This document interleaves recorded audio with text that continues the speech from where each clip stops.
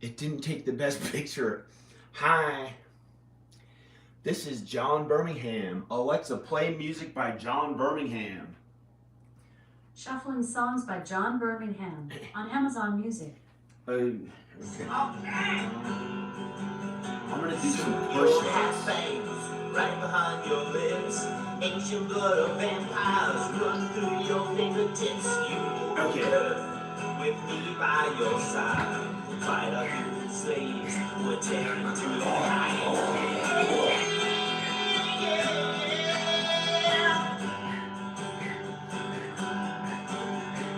Human slaves, they'll do as you please. They'll comb your hair, remove your fleas. Then you get to drink their blood, isn't that good? Nothing's better than drinking blood. Now sing me a song you stood. Go on, sing me something.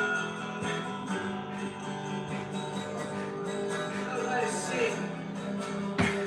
Doesn't matter, your vampire side's coming out. You can do This is about vampires who ate meat. Sing me something now, or I'll bite the virgin myself. They only eat meat. They don't eat humans. It's my movie.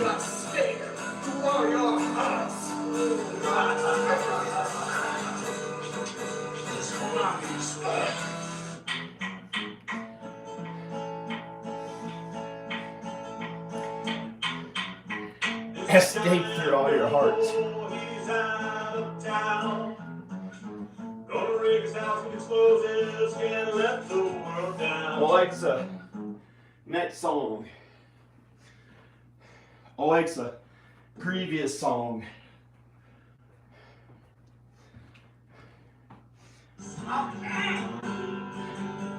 Soon you'll have bangs. Maybe I'll stay here. Ancient blood of vampires run through your fingertips. You with me by your side, fight our human slaves. We're tearing to the light.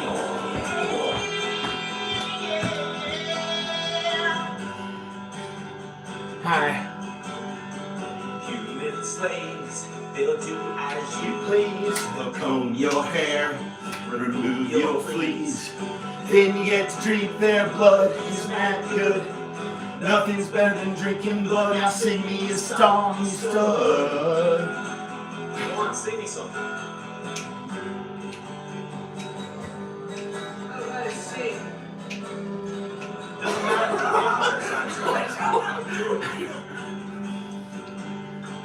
When the time comes, when we depart, it shall be a stake right through your heart.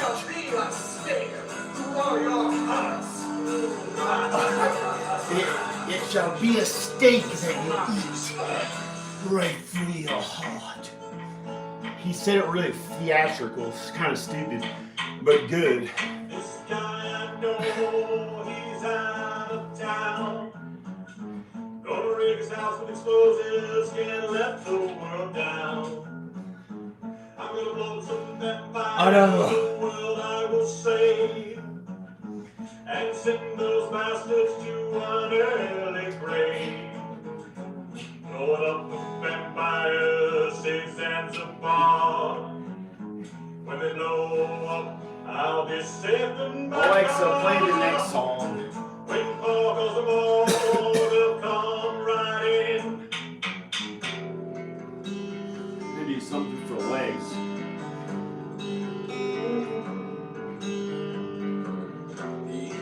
Vampires prophesied that tonight that other person would burn. I don't know who.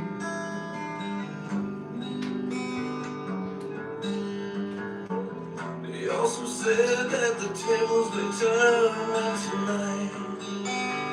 We will burn.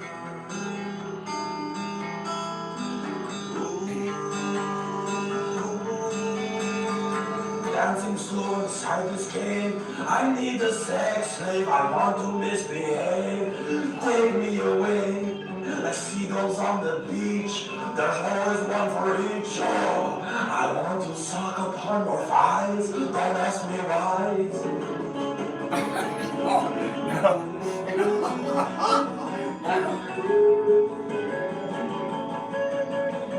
Okay. I'm gonna do this.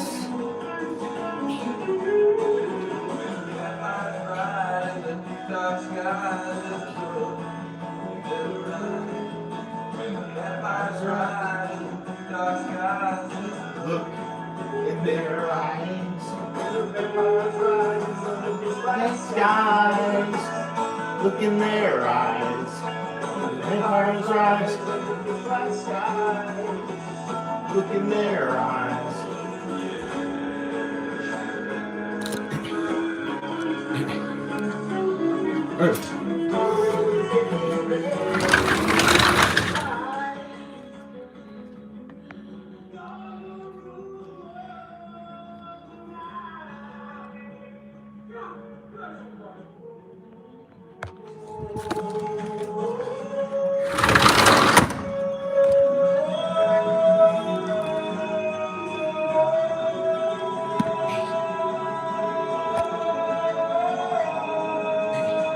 Hi. I got a beard. Who's watching the action?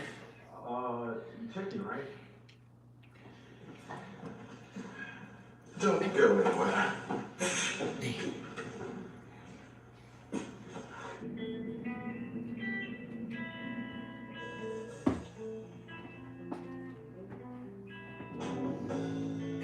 Look, dude, you're gonna have to listen to the little lady speak.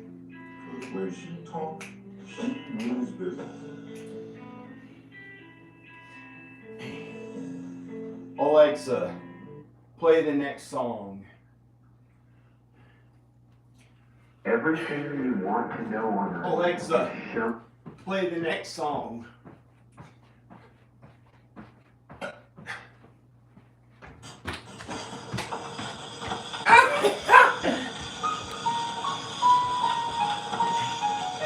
need to do something for legs and butt.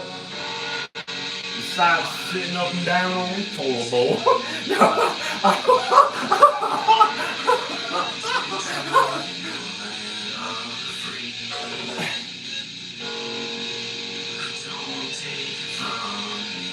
need to do something for legs besides sitting up and down on the toilet bowl.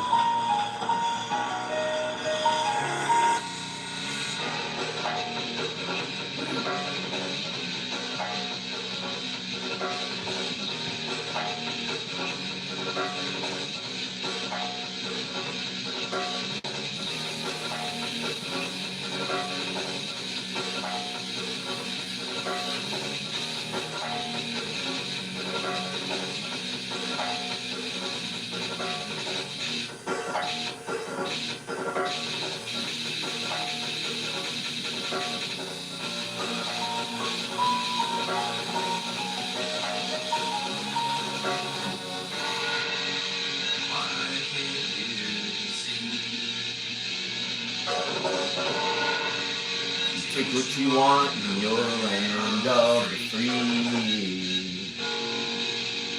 Don't take from me.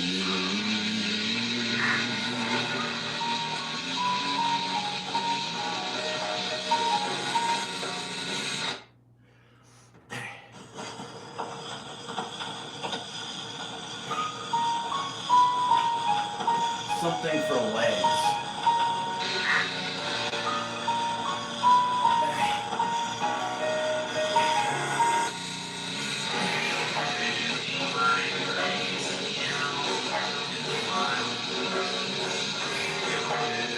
Like the crazy animal in the wild.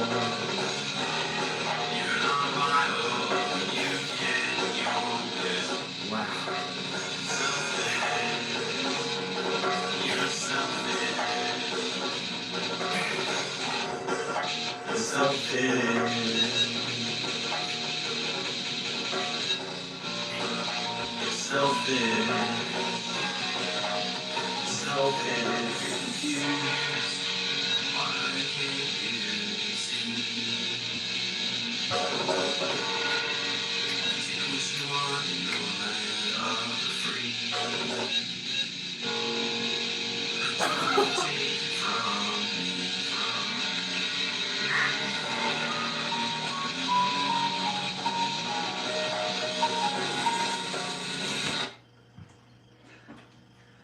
people are sinners.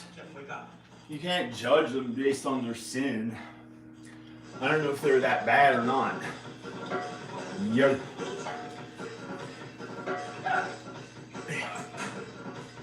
Yo. Yo. Hey.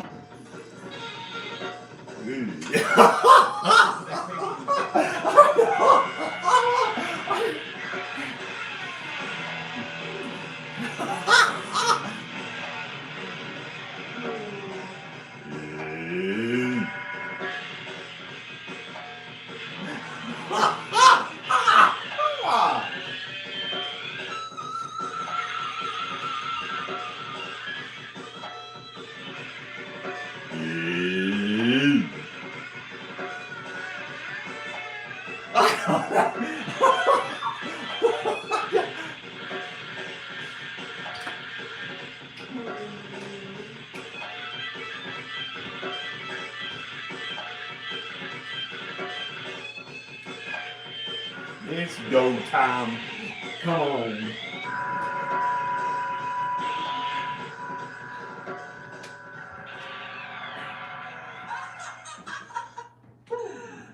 It's go time.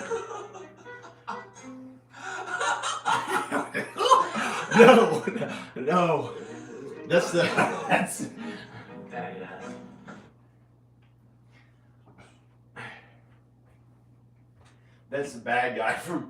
the bad guy from my movie Crazy Animal. He had blonde hair.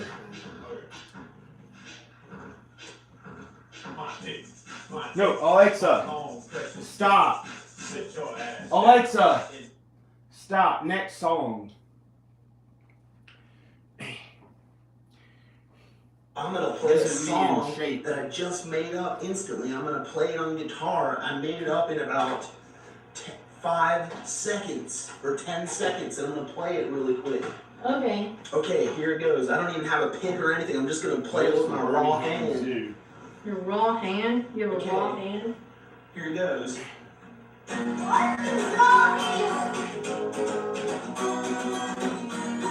to the Birmingham Zoo.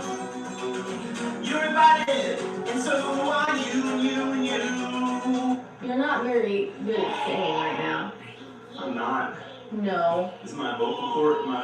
Okay. Okay, here it goes. Going to the Birmingham Zoo. You're invited, yes, you. I'm gonna sell the house quick. Get them in California.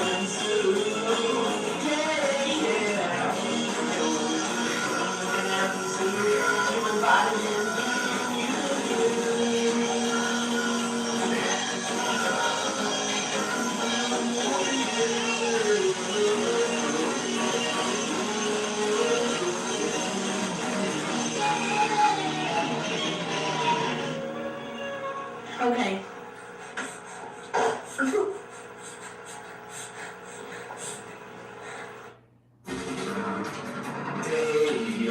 Today's we praise you, Jesus Christ, amen. Today's we praise you, Jesus Christ, amen. You can be a juggler or a clown. No, you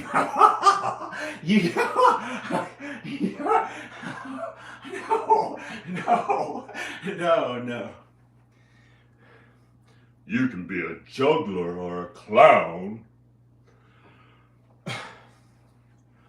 That's a fake ass, stupid ass voice. That's me, because I'm a filmmaker. And theatrical or whatever, but I don't necessarily do theater. I'm in movies. I did movies. I know how to do theater. It's acting. It's a little more physical. But I haven't ever been in a play besides when I was a little kid. I've done film acting.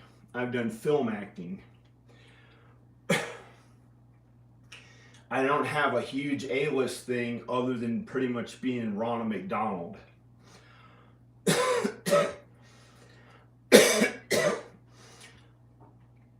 My kids have a bunch of fans. Rowan and Ivan and Ayla, well, Rowan and Ivan,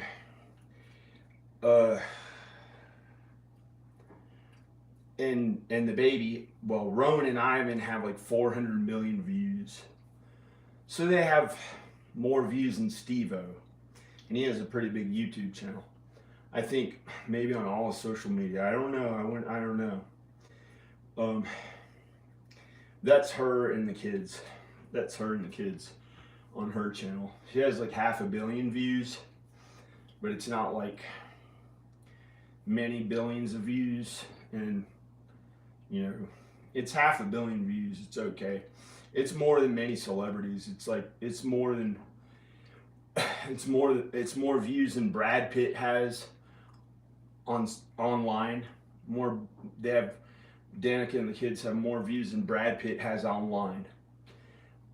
More views, well, Tom Cruise may have more because some of his new movies are pretty big. But this is just online social media. What else could we have done from, you know, that's Danica.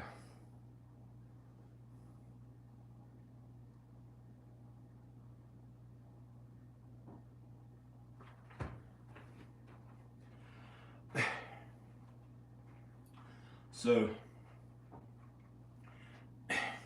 we have movies too. I have movies.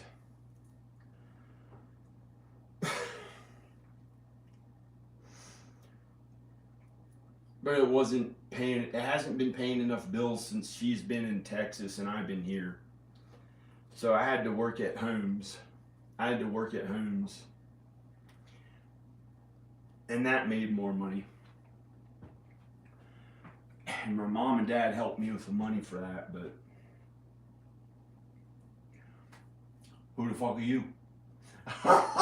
Who the fuck are you? I'm not saying it as an Italian. I'm saying that my friend Jevin says that. He says, who the fuck are you? But he's like really white. I like Italians. I'm Italian. But, he's into guns. He has like guns. I don't like guns. If I had a gun anywhere in my house, I would just go outside and start filling it up with dirt and just try to ruin it and throw it in the garbage. Because I wouldn't want I wouldn't know what to do. I wouldn't want anyone to get shot with it. So I'd probably just fill it up with dirt and throw it in the garbage. I wouldn't know what to do with it. You know, I wouldn't want it around where anyone could get hurt. I wouldn't want anyone to get hurt. But he has good gun etiquette or something. But I have Danica's #1 video. I was the creator of her #1 video. It has 4, 5, or 6 times as many views as her second biggest video. It's her biggest video on all online and social media she's ever done. I was the one who, it was my idea to film the entire thing and be Ronald McDonald. So I'm at the top of her channel, you know, me as Ronald McDonald. I got an idea to dress up as Ronald McDonald and bring the kids food one day, and she filmed it. And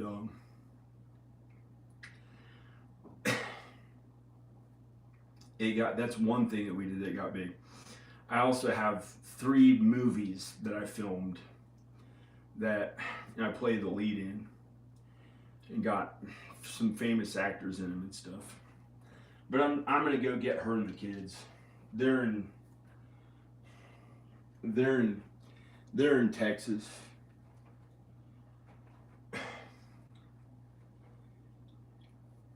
They're in Texas. I don't know what else to say. Tink tonk, too. No, I tink tonk, too. Common. My mommy's tongue, man. No. I'll show you the door. Mama's tomb.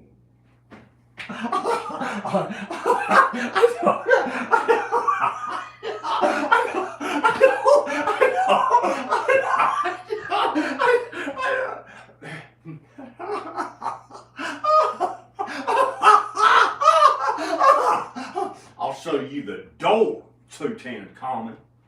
A mummy's tomb, man. Oh shit! An ancient Egyptian mummy that's tall, that you thought you saw in a closet, and he.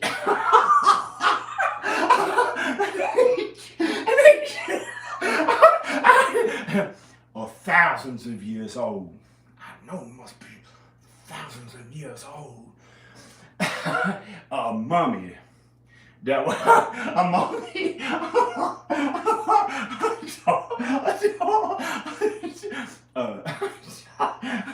A tall, skinny, a really tall, skinny, ancient, thousands of years old. That I thought I seen him, looked right at him in the dark. I looked right at him. Scary. Because I didn't have Jesus as much. So the devil tricks people into thinking that these wrong things are true, and he lies. The devil lies and tries to trick people. So I thought it was a mummy in the closet in the dark. Not just a mummy, but thousands of years old, like one who happened to be an Illuminati, and I could see him in the dark. Like, it wasn't anywhere near me, but it was like, it wasn't for being this close. He was about, he was really tall. 7 or 8 feet tall or something. In black. Like, his skin was like all black. Looking, I thought in my brain. I know. But it's because it was in the dark and I couldn't really see, and maybe I don't know what it was, but it's because the devil tricked me and I didn't have Jesus as much, so I thought some stuff like that was real and I got afraid of him. So praise God, praise Jesus. Finally with Jesus. If I died, it'd finally be with Jesus. And then I yelled at my dad across the entire neighborhood. And this is when I had to go to work on hard labor, mostly all myself, and hiring some other men to do the work. About 40%, well, for the first year I did 80% of it myself, 12 hours a day with only 1 day off the entire first year of it. And so before all that happened, I was partying, do whatever I felt like. I hadn't worked that hard for my dad for like the entire time I was in Roanoke. Sometimes I worked hard, sometimes it was okay, but he had enough of me partying. And I yelled at him without a microphone. I yelled at him across the entire neighborhood on the cell phone and screamed at him across the entire neighborhood. And these huge military helicopters, like from DC, 2 of them huge, flew right over the entire house, like, because I yelled really loud at my dad. And he was a lieutenant colonel, so he of course talked to people that maybe talked to generals and stuff before, if some of them gave him orders, or I don't know what they did, but he was a lieutenant colonel. And he wasn't a lieutenant colonel in war. He was in Vietnam when he was like a uniformed officer, I think a uniformed officer, I don't know, or some kind of, because he had gone to college, so, and maybe grad school too, and at a really young age, because he didn't want to go to war, so he kept going to school. And they drafted him anyway, and he had to go to Vietnam. And he was just like, he had only been in the Army for a few years. He had been in the reserve, ROTC, I think. And he went to Vietnam. He's alive and well now, and he's doing okay now. He had some of the best days of his life these days, and so I don't know what to say other than he's okay. But I'm not too into the Army as much for me personally. Like, I didn't join. I went to a bunch of school instead and just kept going to school. I went to all these schools. I went to like I kept going to all these schools. And it was like, because him and my mom said they'd pay for me if I went to school.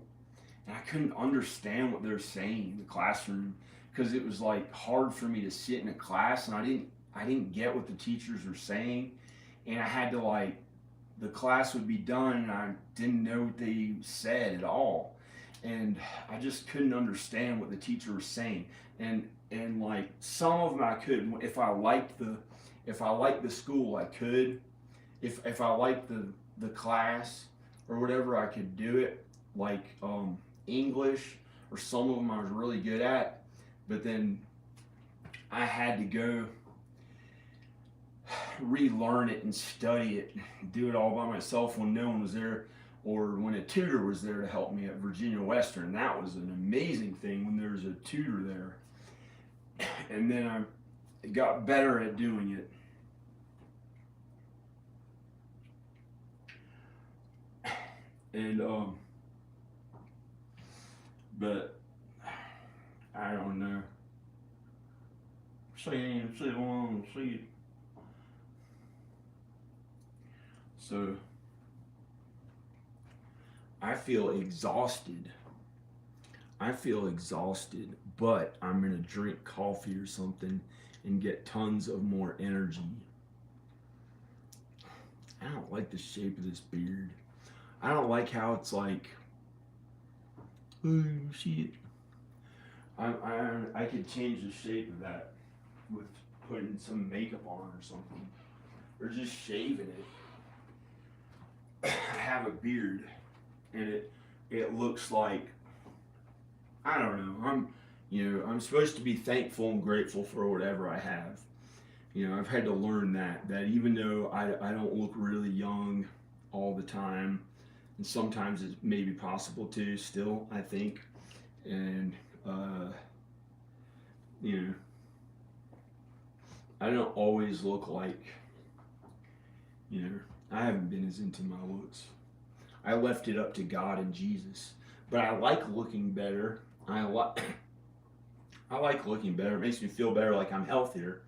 But if you feel bad and just look really good, I can't imagine. I don't even know what that would feel like, because I don't know. Maybe that's how no, fat. Gotta cover up. Too fat. Don't. I could make it too fat. I wouldn't make it too fat, too furious maybe now. Feels like I'm gonna die. So I was thinking about Danica and trying to be with her again. And if she doesn't want me, and I don't know what to do. I don't want it to kill me. So there's only so much I can do.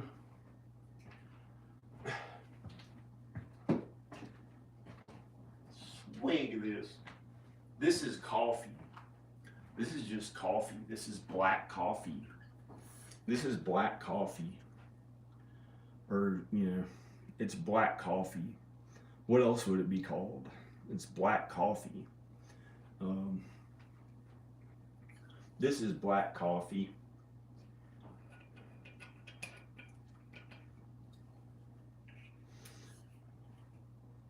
I don't want to be depressed ever again. I don't want to be depressed ever again. I'm going to drink this coffee. Praise God, praise Jesus. I'm grateful for all I have, but I don't feel that good.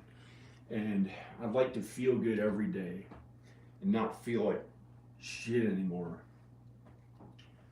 And finally feel really good every day, my biggest, best self. Or that's mean to say, that's an anxiety to say self. but be with if she doesn't want, I don't know, if she doesn't, you know, I don't know what to do about that, but with around the kids and her nearby, like her nearby, and with me if she wants to be with me, and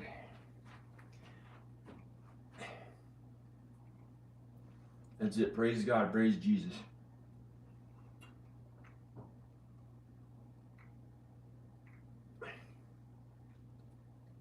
Yay! This is awesome.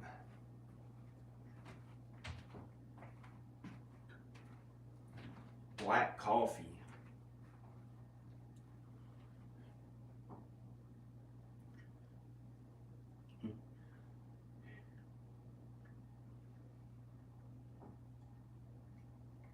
Praise God, praise Jesus.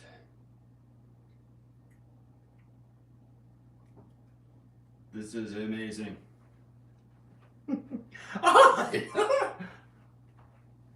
Shit. Shit. I'm cool.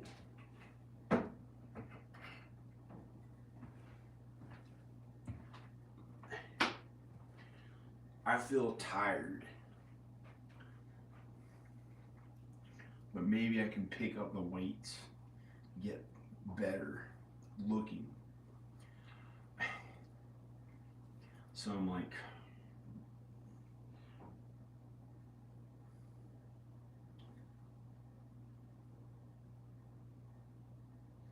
cool looking and strong, man.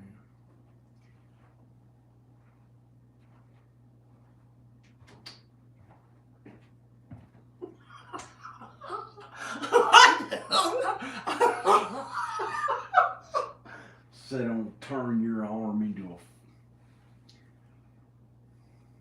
what do they call that thing? Thanos hand of the universe. I know. You trying to give me a Thanos hand of the universe most powerful one?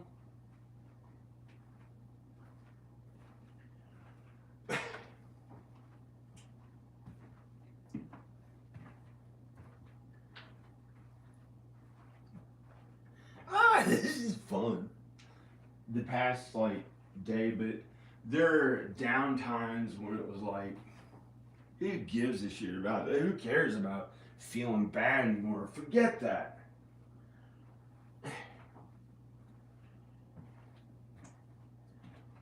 Tink, tonk, tink, tonk, tink.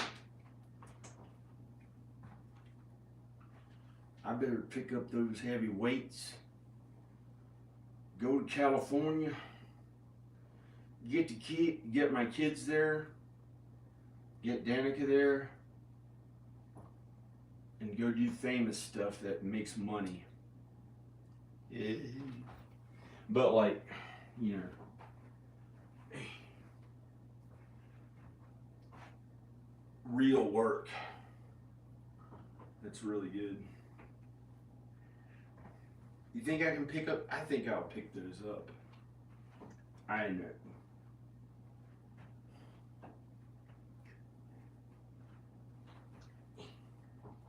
Yeah, I know how to do these pretty well. These are the 45-pound ones. I'm going to pick up the 100-pound ones. It's going to help me be strong, I guess. I don't need anybody's fucking sympathy or love to do the work. I've had to do it on my own, but what the fuck do I don't know. You know, my mom and dad helped me with money, so I worked for them the entire time pretty much. You know, and I was determined on the films and videos and music, and for some reason it still is not making plenty of money. So I had to keep working just as hard at homes.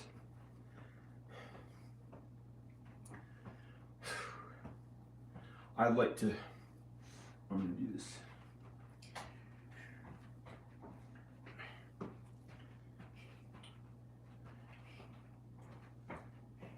course I've been a good father, even though they're so far away. I'm gonna do this.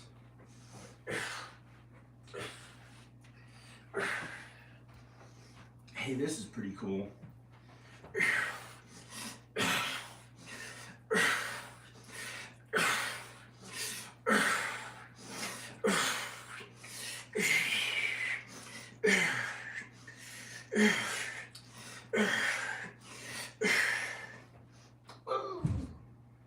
Yay!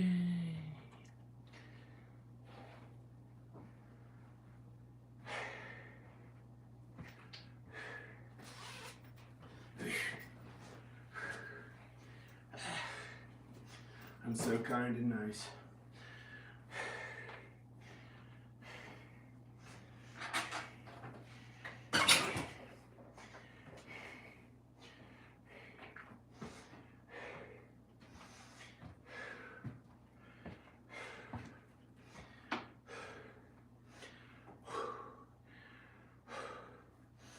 I did eat food today.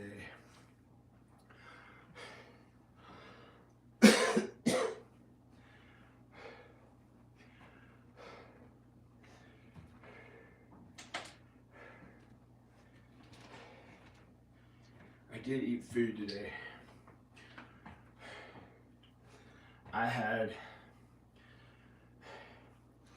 I get to work hard and it was okay. That's the most beautiful thing about working at entertainment for today was that I found if I just worked really hard at it, like I don't know. I don't always know what I'm talking about, but God and Jesus knows. God and Jesus know. God knows. God knows. Hi. You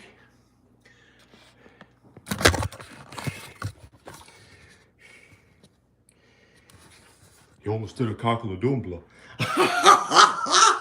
You almost did a cockle-a-boombla.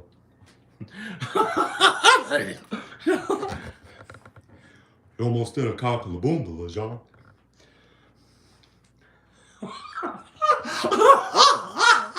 Here's what a cockle-a-boombla is. You almost did a cockle-a-boombla. You almost did a cockle-a-boombla. That's this man who's my uncle. He's kind of young. I hope to God he gets way into God and Jesus. I hope to God he gets way into God and Jesus. He frightened me earlier today, which I never thought he was mean. And I thought, oh no, he's sinning too. I got sinning more than me, of course, because I've been very kind and good. And I'm not always like cool and, you know, I don't know, maybe God knows, but something told me, you know, people are being a little more mean than me. And I was like, he's good. He's just going through a phase. He's going to get better. You know, he doesn't hurt anyone else, but he was like trying to feel good and didn't care if anything happened, if other people felt bad. That's all he did. And I think I got the feeling from God that's what he's doing. So like, oh no, I hope he's more kind. Yeah.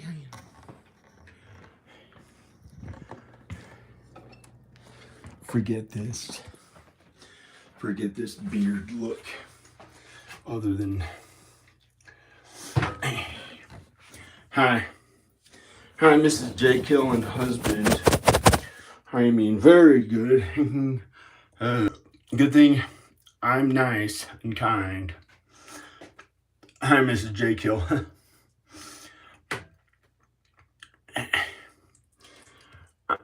I was gonna do something to my beard. Well,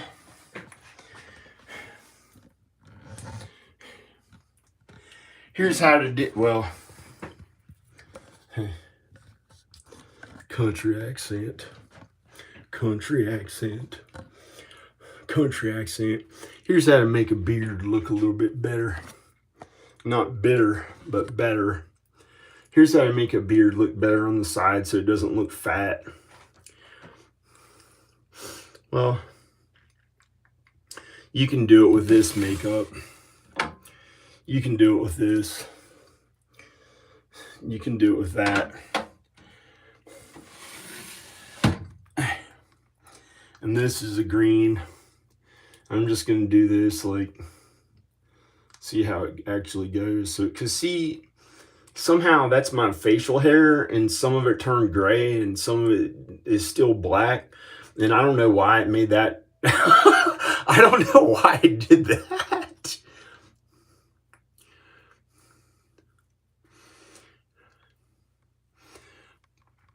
And this kind of like still doesn't, I don't know. Oh man, who cares? Not supposed to worry about it. I'm cool. I'm cool. I'm a Ricky Ratty. No, I'm not Ricky Ratty. I am not Ricky. I have vitamin D that I eat. My bones are not Ricky. I have strong, healthy bones, and I have good genes for it. And I take vitamin D because I've been a little bit out of the sun.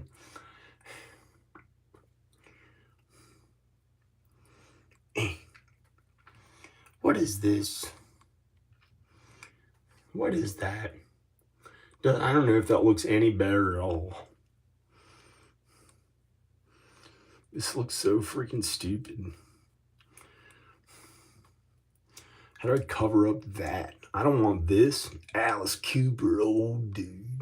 When he was young, he had that old looking thing on the side. No, I might as well just do it now. Why did he make old ass things right? Why did Alice Cooper put those old ass things coming down like this on the sides? I'm old. Cool. That's not cool. It looks old. It looks old or whatever. Not like a good name, old. Now it just looks stupid, like it made it on my face. Anyway. But I'm covering it up. It will Wolverine you. No. The new Wolverine. That would be really cool.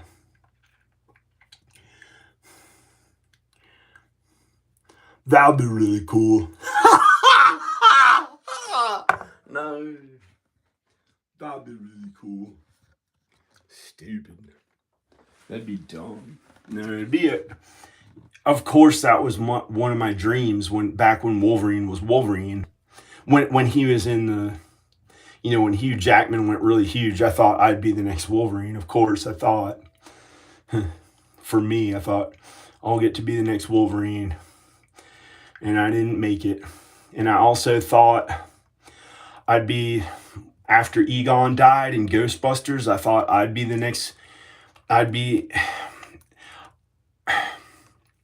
one of the Ghostbusters, and I didn't make that either.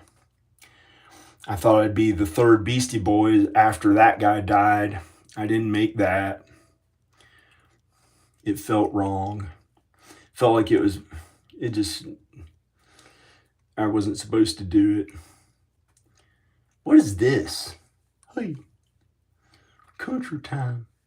I don't like that. I don't like the way that looks on me. I'm country. Yeah, I'm an old person. Yeah, I'm 45 years old. I'm actually 45. No, it's because I grew facial hair on it, but you can get in shape and make that go away because that's actually some fat on my neck.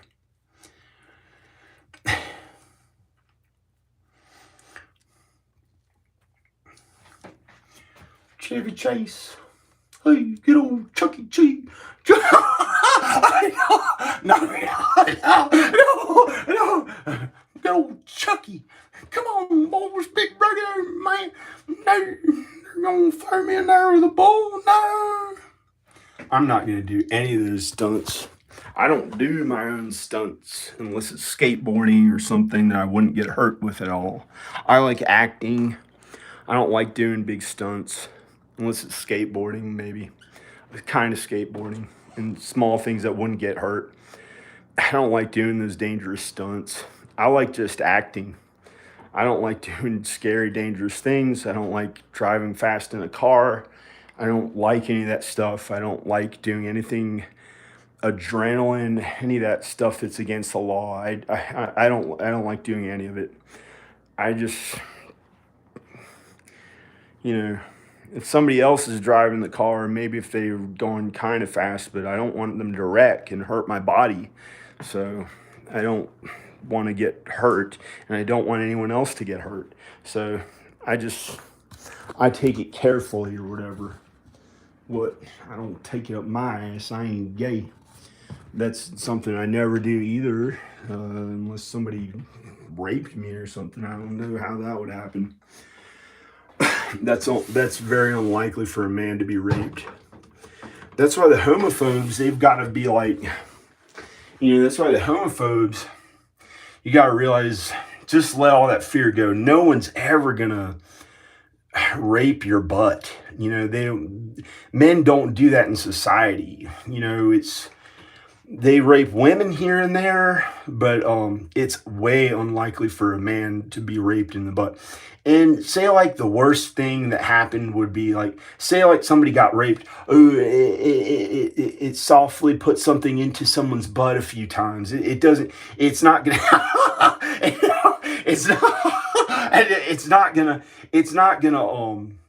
cut up their body. It's not gonna hurt their body. And it's just, who cares? It's not that bad of a worry. It's almost impossible to happen, and if it did, it's not the end of the world. Who cares?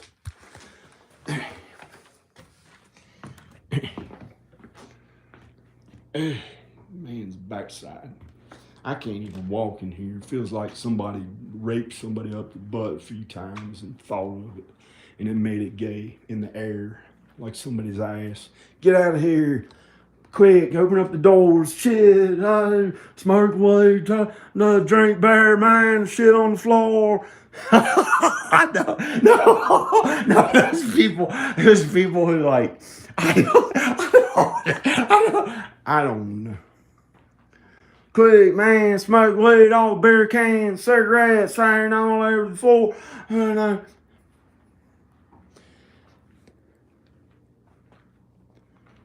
Man, no. Well, I'm gonna go or stay. Hey, this is cool. I got a beard, green beard. All I know is it isn't a blue beard. Blue beard. The pirate or guy Bluebeard from history. Big pedophile. He was with young children, women, and stuff. Maybe not just women. Bluebeard, the one who had a blue beard. So don't put blue. Don't, unless you. I don't know why somebody would do that, but don't put blue in your beard. I didn't know it, and I put a guy with a big facial hair who's not supposed to be me, because I used to never have facial hair. I just didn't like the way, unless it was sideburns and a goatee. I didn't like a big beard, or I thought it looked. I liked looking younger, like the idea of having like a clean shaven face, and so I painted it into my painting. It was a non-selfish thing. I thought, I'll paint someone else, and it came out with a blue beard, and I didn't know what it was until until a couple years ago, and I looked up Bluebeard. I got an idea and looked it up, and I was like, yep, thank God it wasn't me who took all the credit for being the young, clean-shaven, good-looking Superman who I was trying to be like. Or be. I wanted to be I was hoping to be Superman and movie. I thought it'd be something fun I'd get to do. And so I'm gonna use the bathroom. Excuse me. No. I would go outside and pee, but it might smell.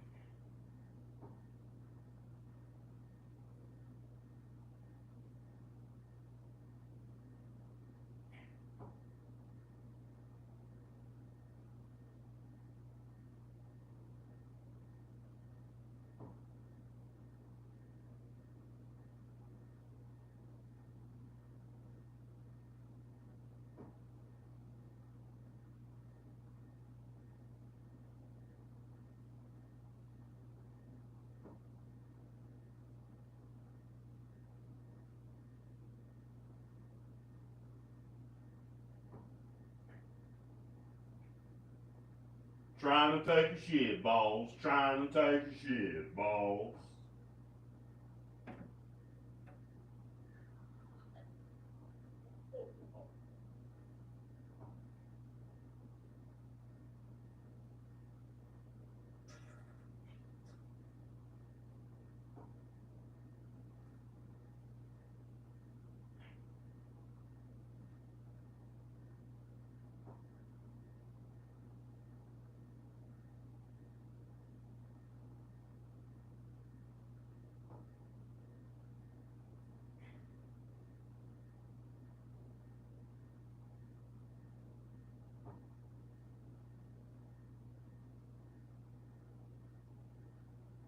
Alexa, play music by John Birmingham. Here's some music by John Birmingham on Amazon Music. Okay, just you ready? I'll join in on girl to start recording.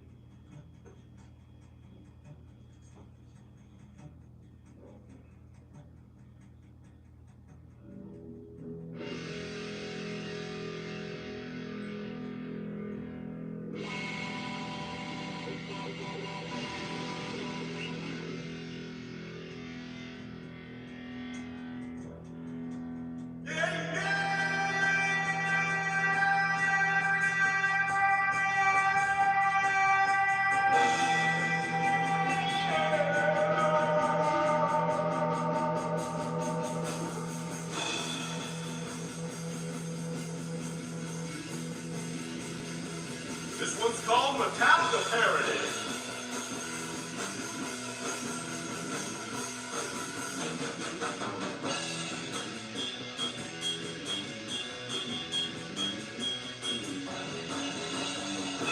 Say your prayers, little one. Metallica is number one, more important than the sun. Yeah, James Hetfield is my name. The asshole mustache is my claim to fame. What's that smell? Bin Laden shat himself in hell.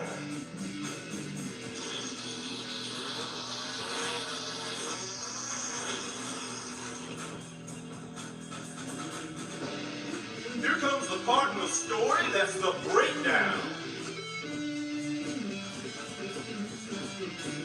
Now, little James Hetfield was playing guitar back in 1973 as a little boy, wondering if he would ever be able to patent the idea of a chart, and one day be able to put the word chart on t-shirts, merchandise, and even name a historic, timeless, amazing band, a musical group called Chart.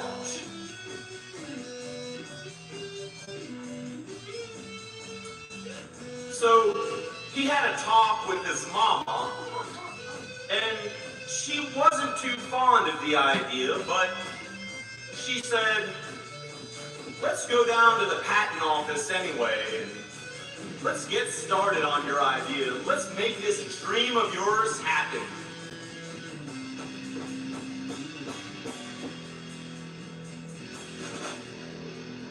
So little James Hetfield and his mama went down to the patent office, and they tried to patent the word chart, trademark, and get it started as that amazing band that he wanted to be in when he grew up. But chart was taken. It was already patented by someone. So they had to come up with a new name. Little James Hetfield thought to himself and finally came up with a name that he thought would be so great. It would be one of the most famous, timeless, meaningful, amazing bands to ever be created in all the world and universe. And the name that he came up with that day for his band was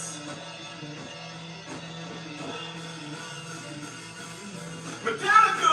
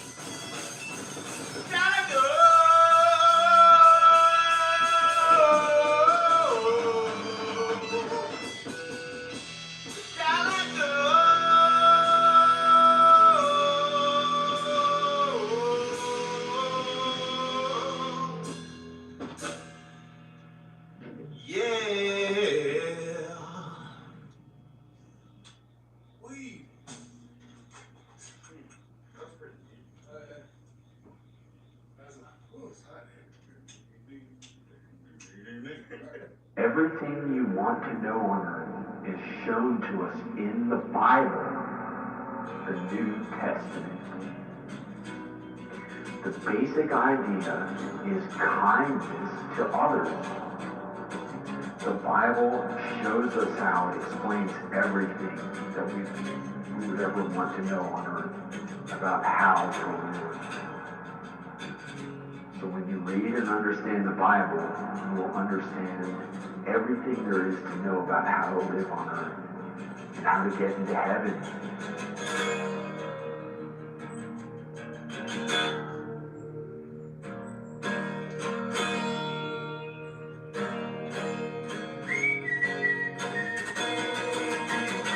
This body you see doing exercise in the right side of the brain will get old and die. All of our bodies will. Our souls look like our bodies. We will last forever.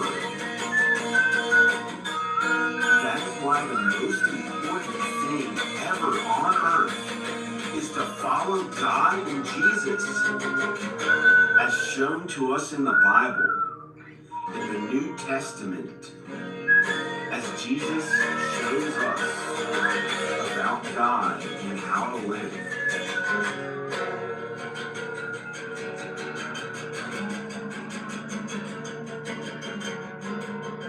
Don't let the devil get you because he's bad and dissonant sounding.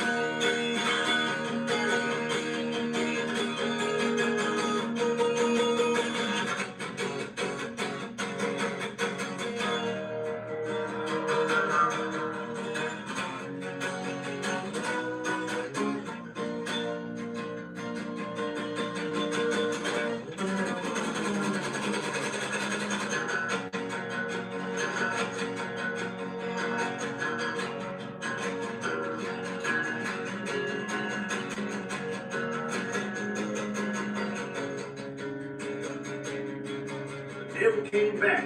He's trying to get us. He's whack. He is so not good at anything. He is bad and he tries to hurt others. He went straight down to hell again. And God's here now. God is here. This is always here. So we're always okay. In our souls and consciences will never go away and will be good no matter what. But you gotta try. You gotta watch your butt. Because you might accidentally end up a bad ass. And that can be good or bad. Would you rather eat sassafras and not even flick over the backside? But don't be bad. That's the thing. If it's a mean, but you can be whatever good way that you try to be in your own way. But you should follow God and Jesus in the Bible because that's the real way to be good. And that's the best way to be kind to others. And I'm not giving you all people others for all of you came. And I hope you have a really good day.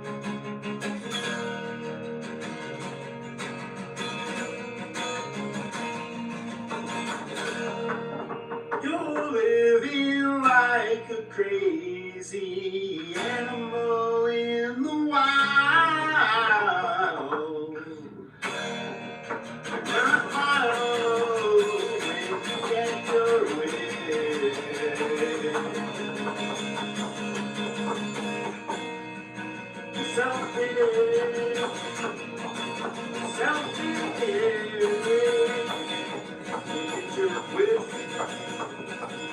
I don't know what that is, but it hurt us. It will be gone. That's what's up. It also will be gone. Whether or not we admit it. You know, what's that? What? I don't know. What's the name? What you said? It's okay. Don't worry about it. It's just a new tires leaving left. It's having a good time. Hanging out. Enjoying ourselves.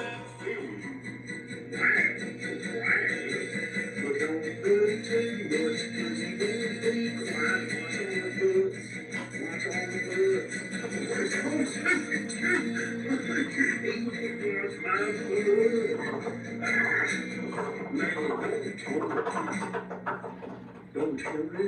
Don't turn it up. Turn it up. It's okay. I am good today. I am good. In my way. In God's way. It's all the way. Cause he's everywhere. Today. And any day. In the past, present,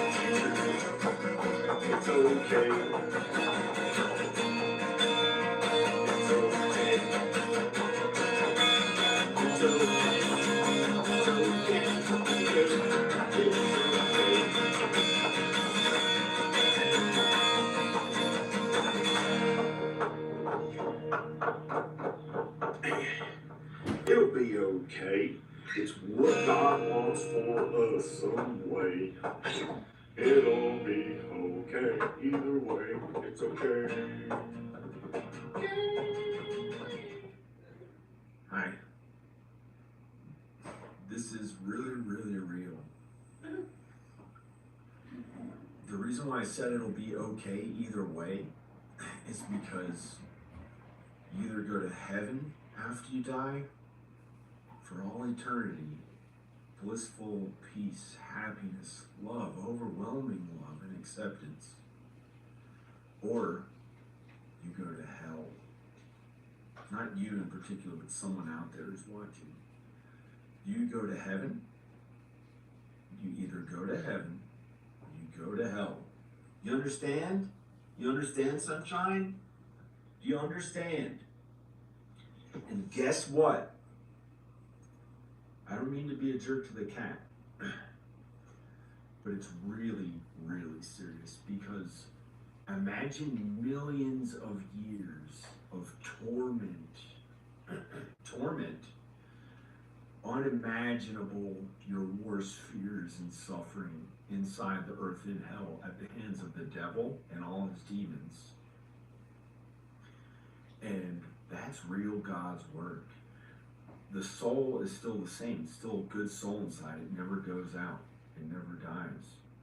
Your body dies, and you either go to heaven or hell. But the soul in hell is doing a tremendous amount of God's work, repenting, feeling so sorry for what they did on earth. And we have a chance with this one life. There's no reincarnation. There's no reincarnation. That's sometimes a made-up belief that people think gives them an excuse to act however they want and get a bunch of stuff on earth and be mean to others in their thoughts and intent and actions. And it's wrong. You can't just follow the law and ignore the Bible. This is the real law. This is the real law, the Bible, the New Testament. The New Testament more than the Old Testament.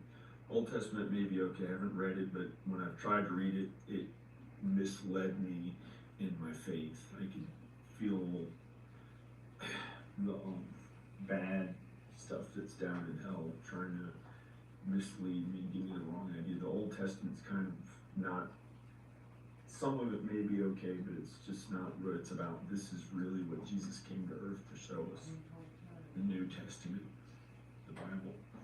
Now, that's it. That's it, you know. It's really serious. Do you want to spend millions of years or an eternity in hell at the hands of these demons? Turn the volume all the way up. Others they try to attack God, to try to bring him down so they could try to have power, but he sent them down to earth, and they're just going to keep hurting one another until they Ting tong, ting tong, ting tong, ting tong, ting.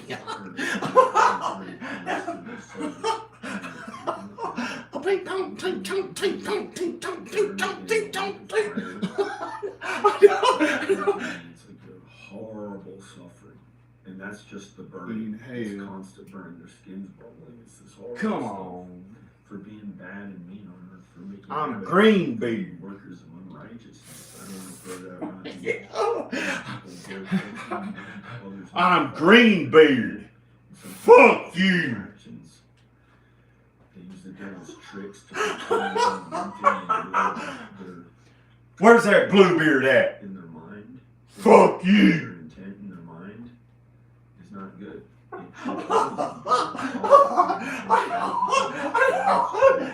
Tell the truth. And here and there we mess up. We can't help it but to mess up. This is going okay for some reason. I don't know why. So, I'm going to talk a little bit more about this.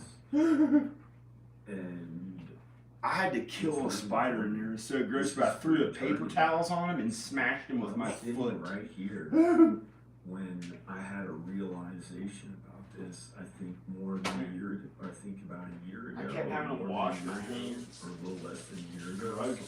It was more Because than I looked at his close to 1 year face. ago. And that's why I looked at the spider. I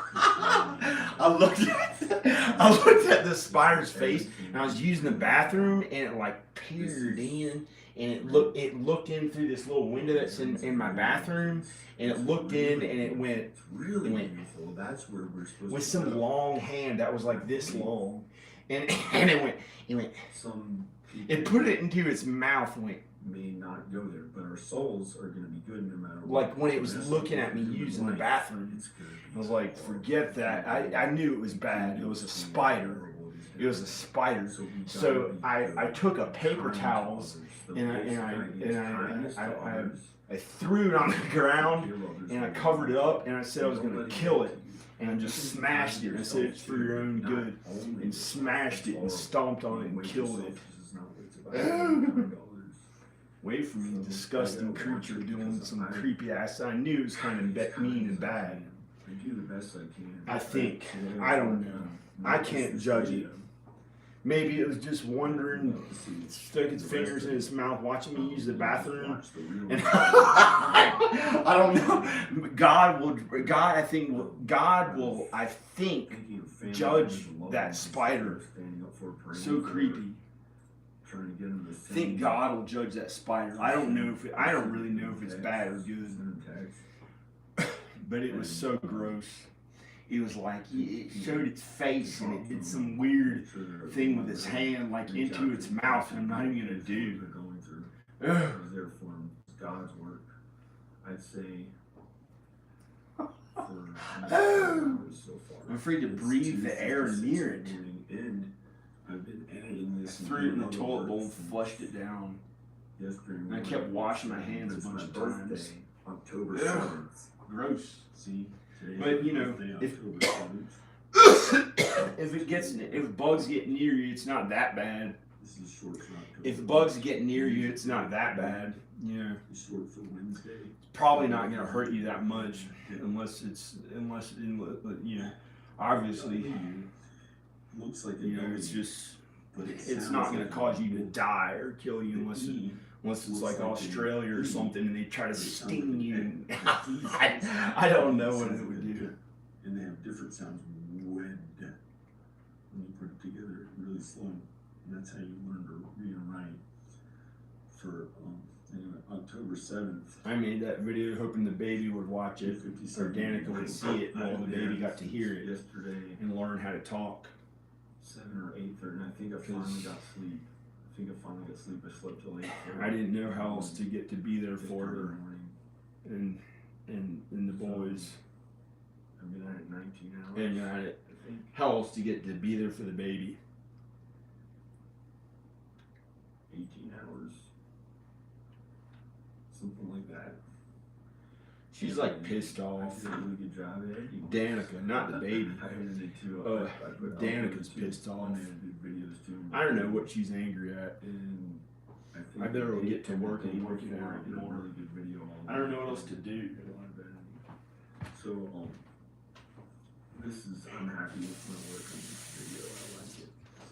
I like it. Go to Okay, Roman. I don't get it. Ryman and their little sister. I'm gonna be there for Ayla. And I'm gonna be there for her as a father, so she stops having problems. okay. The only reason why she has some problems is because I wasn't there because Danica wouldn't let me be there to show her love and to give her undivided attention and look at her in the eyes and talk to her and communicate with her and show her love as a father and like feel her arm and you know when kids are babies, to show them love and attention and be close to them, and it was always normal and good and okay. That's And some people are gonna need. I don't know why Danica hasn't let me around her the baby as much, but I did get to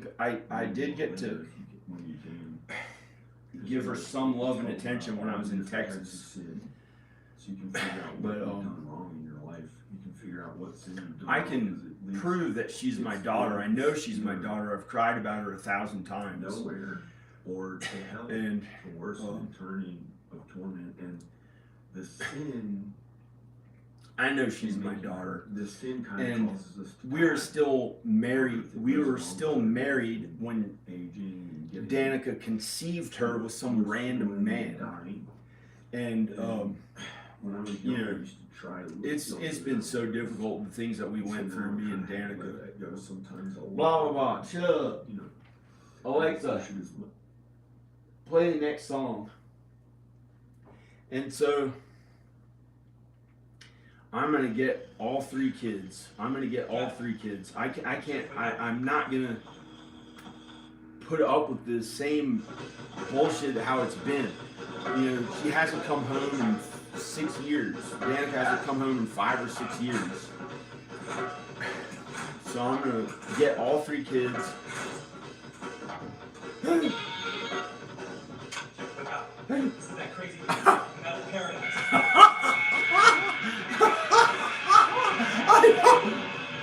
I'm gonna get all 3 kids, and I'm gonna get them with me because when I sell this house, I'm gonna have money, and I can get a lawyer and get the kids with me. And I'm not afraid to stand up for myself anymore. I'm not gonna always be so kind and good, and they put me in a hospital or have me taken away in a cop car, in a police car to the hotel room because they broke the law to do it. Because they broke the law to tell the police lies that went against the divorce decree. It's ridiculous. It's ridiculous. I can get a lawyer and get to see my own children finally.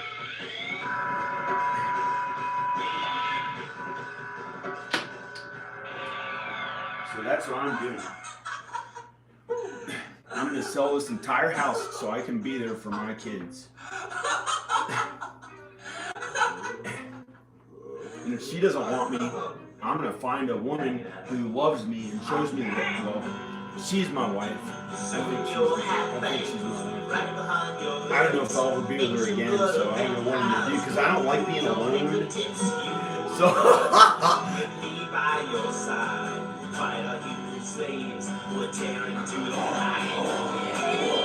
what's up? Next song. That was about vampires who ate meat. They didn't kill anybody. Hey, 8 months. wow. I kept rewriting my character. Cool. That's a kind of famous guy. That's a kind of famous guy. Alexa. Oh, and that Alexa, next song. I'm gonna play a song that I just made up instantly. I'm gonna play it on guitar. I made it up in about 5 seconds or 10 seconds. I'm gonna play it really quick. Okay. Okay, here it goes. I don't even have a pick or anything. I'm just gonna play it with Alexa. my raw hand. Play the previous song. This is Harry Perry. He was in he was friends with Perry Farrell of Jane's Addiction. And he was in Perry Farrell's movie. And this is him. I filmed him on Venice Beach. He's this black guy.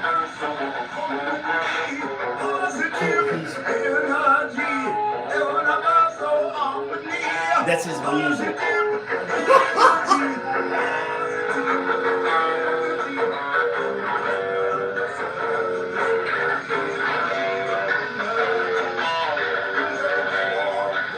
I don't. It sounds like Bad Brains. It sounds pretty cool. You know, you gotta go along with the way things are here. Be political, police officer. I'm a police officer. But, you know, and it's okay. I like the police. But my friends and stuff, you know, I just made up instantly. I'm gonna play it on guitar. I made it up in Alexa, play the next song. You know, I like the police. I like the Los Angeles police.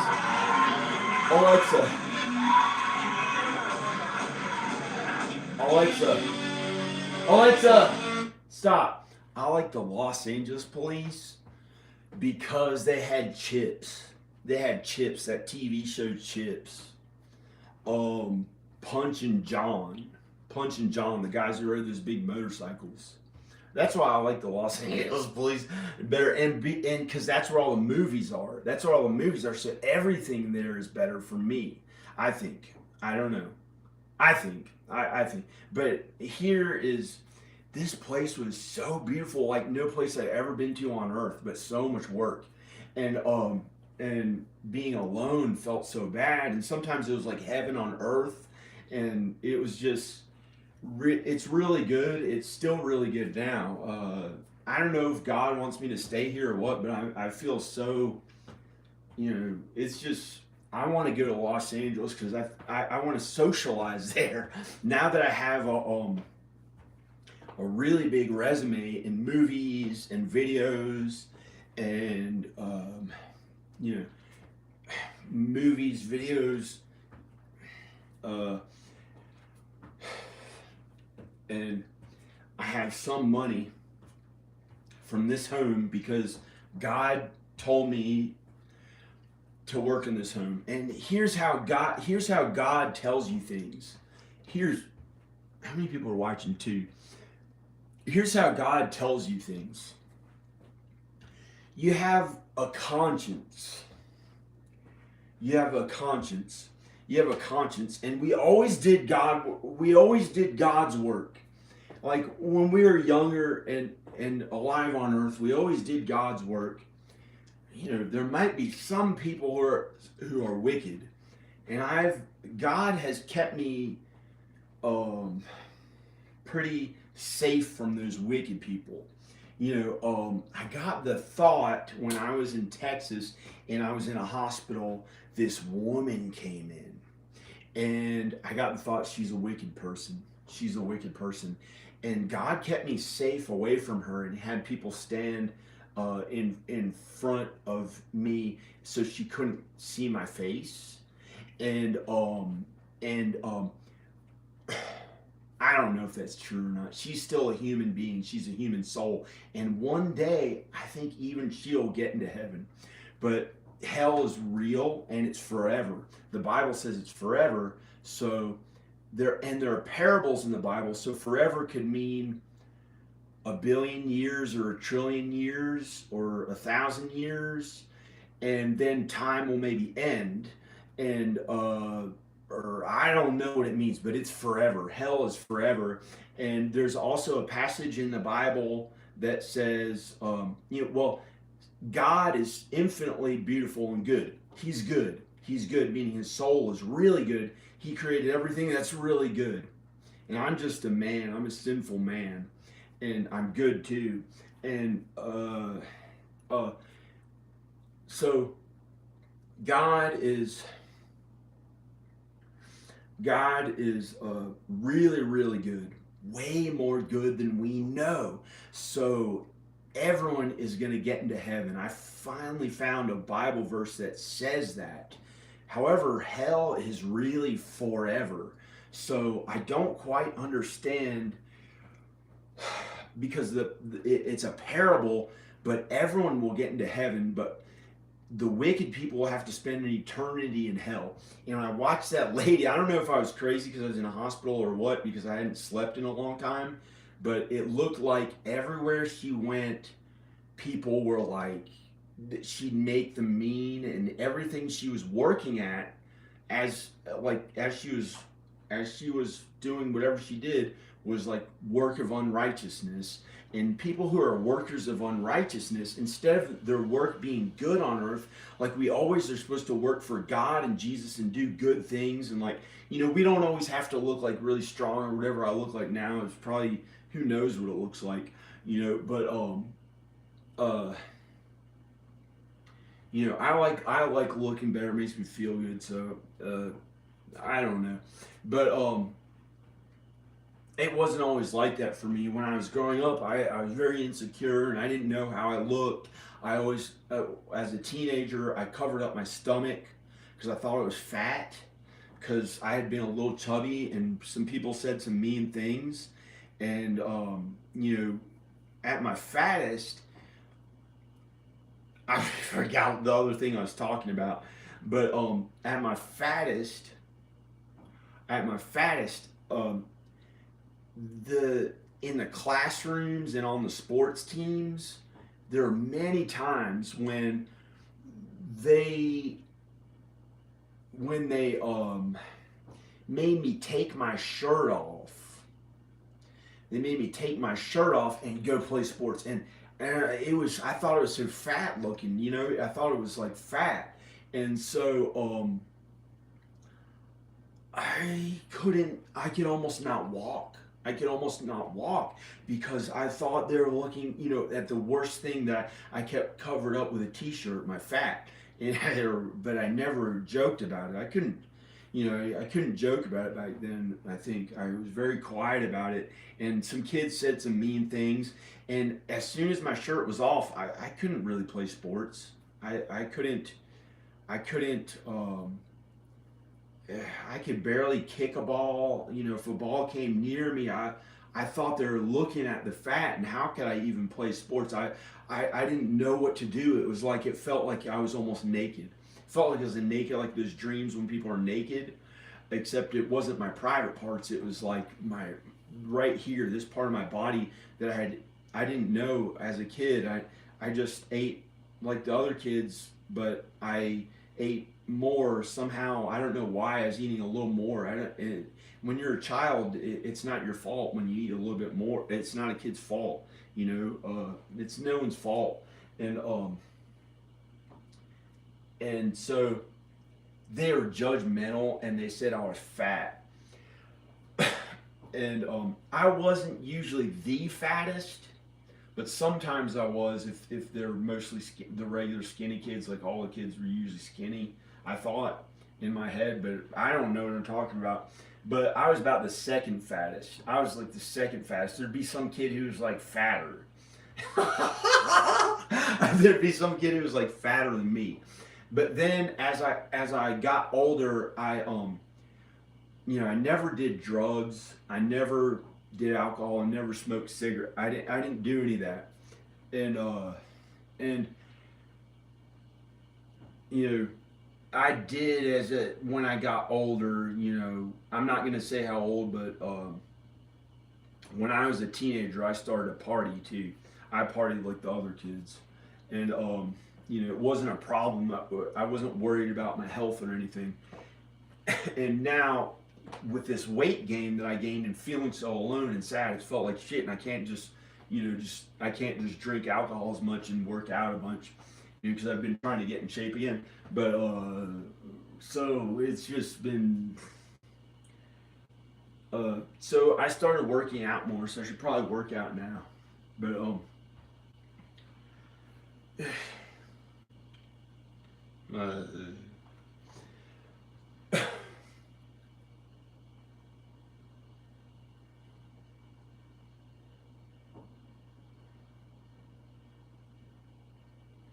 and so when I was a teenager, I didn't party that much, but some of those kids partied, and I partied too sometimes. But when I was a teenager, I looked like a really good-looking model. I looked like a really good-looking model, and I wasn't aware of it.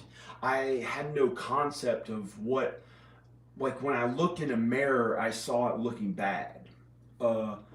I couldn't see how it looked good. I couldn't see how it looked good. It was like when I looked in the mirror, my face looked good. My face looked good if I shaved. You know, if I shaved my face, usually my face looked pretty good. But my body, I didn't know. I wasn't as aware of it back then when I was a little kid, or a teenager. When I was a teenager. But I saw this one video of me. I saw this one video of me that a girl filmed of me with no shirt on, and I had abs. And I was in a really good shape, and like my face looked like a model. And I had abs. I had real abs, but back then I had no concept of it, and I still thought I was fat. No matter what shape I had gotten into, I thought I was fat, and I couldn't eat in public. I couldn't eat in public around others because I thought all their eyes were. I thought they were looking at me, and they weren't doing anything wrong. They probably weren't doing anything wrong, but I thought, if I took one bite of food and really enjoyed it, they'd say, "Look how fat he is. Look how fat he is because he's eating food and he still looks that fat." And I thought that would mean I was fat. So I couldn't eat food in public, other than, I could eat food at the cafeteria table at school. But at a restaurant or Taco Bell or fast food place, I couldn't eat any food. It was like at a I think I don't remember, but at the cafeteria table I got along really well and I felt good because they're all girls they're all girls at the cafeteria table I sat down in, and they got along with me and I felt good sitting at that table. And I didn't think of any of them in particular in a sexual way. Like, I wasn't very sexual back then, and but it made me feel comfortable to be around them. So I could eat food. I'd eat like a big bowl of salad or something. And then I had a girlfriend one time in high school who's really good looking, and we never had sex. And I would just eat a big bowl of salad in the lunch cafeteria table, and she got like disgusted by me, or somehow because she thought I was eating too much food. and and she was this girl, but before that I'd act cool and walk around the halls and like look down and act cool. And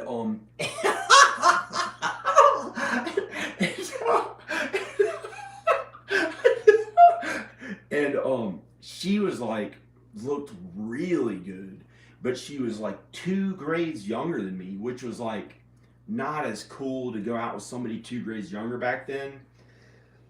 And there's pressure. There was like, I couldn't date someone who was in junior high if I was a senior. That would be like really bad. But these other girls had a crush on me who were younger, who were like 15. One of them had a really big crush on me, and I just couldn't be with her because I thought the kids in my grade would think I was a nerd, and I couldn't be with her. She really liked Jimi Hendrix and hippie stuff, and I thought that was cool, and I just couldn't be with her, and I don't know if I even kissed her or none of it. I don't even know, and I couldn't go out with her because there was the kids in my class would have said, "Oh, what a total nerd." It was bad enough that I felt the least of all of them in homeroom. In homeroom, I felt the least of all of them, and it was like that almost every moment. It was so hard to do from the first day of homeroom in high school, and it was so hard to do. But art, I was totally normal. I was way normal. Chemistry, I was pretty good. I could understand what the teacher was saying because I was interested in it. And English, I was good, but kind of quiet. And some of the teachers looked down on me and favored other students and stuff. But it was okay. It's just, I don't want to live in this town anymore.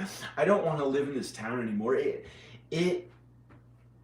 But unless God wants me here, because the past few days it's felt good again here. So I may stay here. I don't know. I don't know how I'd get the kids here. I don't want to feel like I'm going to die to try to get her and the kids back, and then it's not been easy.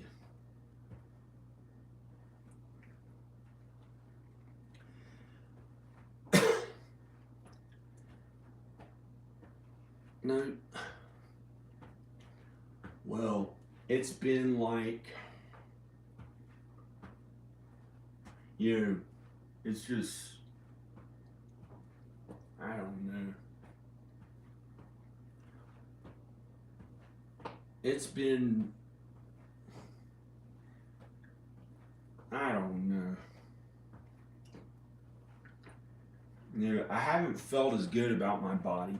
Like right now, I feel like I have too much fat on my stomach. I feel like there's too much fat on my body. I feel like uh, I just want to look better and feel better about myself, so I don't feel like I'm sick. I don't feel like I'm gonna die. I don't feel bad anymore, because I've felt bad in this environment. But the past 2 days, I've gotten more confident. But it's taken a tremendous amount of work to try to lose the weight again, because it just made me feel bad and older for like 2 years. And some of it was okay, but it wasn't getting enough views, and she's not here with the kids, and I don't even want to think about that anymore. And I want the kids. I want a wife. If she's not going to be with me, I want her to live nearby somewhere where she can be a good mother to the kids, and I can be a good father to the kids, and I can be together with someone who God wants me to be with. And that's been the problem, is that God hasn't put me together with a woman besides Danica, unless, well, I'm together with Danica, I think. I don't know. And for some reason, we've been separated. You know, the Bible is different from a man separating people, you know, and a man separated us. So, but she thinks we're divorced. She says we're divorced. So, I don't know what it is. I'm just so tired of it. And I feel like I'm going to cover up my body. I feel like it doesn't look that good.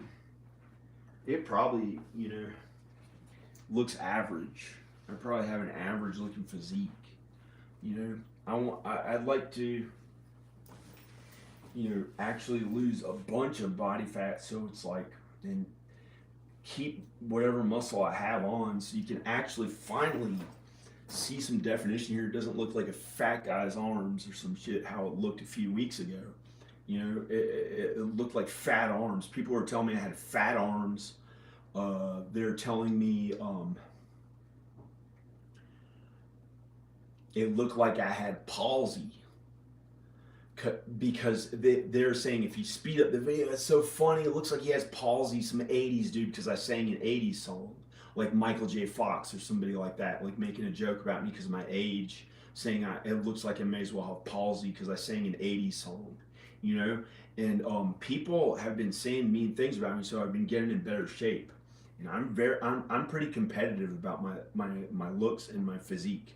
And so that's another reason why I just want to leave and go to LA, because there are these people in my life who I love, and it's just, I want to be around people who are like younger and look at me like you know, I don't know, you know, because I can get I know how to deal with it. If they're making fun of me for not looking good enough, I can make this body look better with hard work. And so I know how to deal with that, because that's how they looked at me when I was younger. And you know, I can be the best looking of all of them. I did that on my own, and through hard work. And God made me that way too. Also, God made me that way too. But so I had to learn to work hard for this body to look better, to not be fat. And I changed the shape of it and the way it looks, and I made abs. I made abs on my body through hard work. And maybe it was God who did it too. I don't know. But I don't like being around those people who make me feel bad about the way I look. I want to feel like they're kind to me and good. But I don't care about that stuff. I just want to be around. I love my kids, and I'd like to just retire. And not, if I didn't feel like making videos, I wouldn't have to make videos anymore and have plenty of money. But it's kind of fun now again. I have something to work at that I like to work at. And you know, superheroes and Hollywood, people who play those superheroes work on their physical appearance. And I actually take shits like them, you know. So to say that me working on my health and you know and lifting weights and stuff, I have a high metabolism. Even though I was fucking a little heavy, even though I was heavier, even though I was a little heavier and had some fat on me, obviously for now a couple of years or longer, I haven't had abs since. Well, at this house, maybe I had abs. You know, you don't do it by just happen to show up with abs and looking sexy and shit. It's through hard work. And, you know,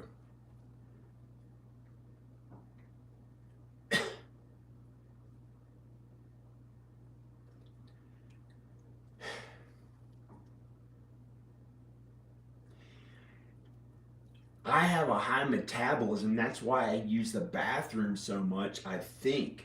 Or it's from, or it's from I'm like Danica, because she used to use the bathroom many times a day for some reason, and I think I'm still married. Well, if we're still married, then I started using the bathroom like her, like many times a day.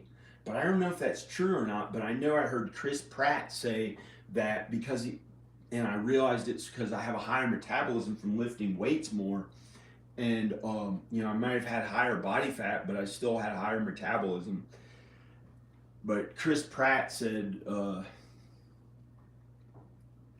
you know, he didn't like having to use the bathroom so much. It's been so much effort to use the bathroom. Like I take craps many times a day. I take craps many times a day, and pee many times a day. Maybe 20 or 30 times a day I'll pee. And he said that that's something he didn't like about getting in really good shape.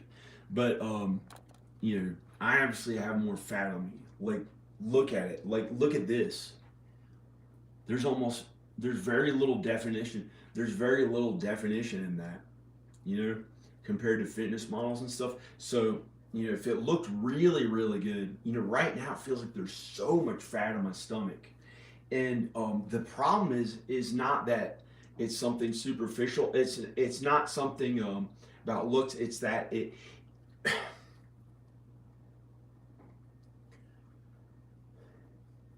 It's that I don't want to feel unhealthy. I don't want to feel bad. I don't want to feel bad again.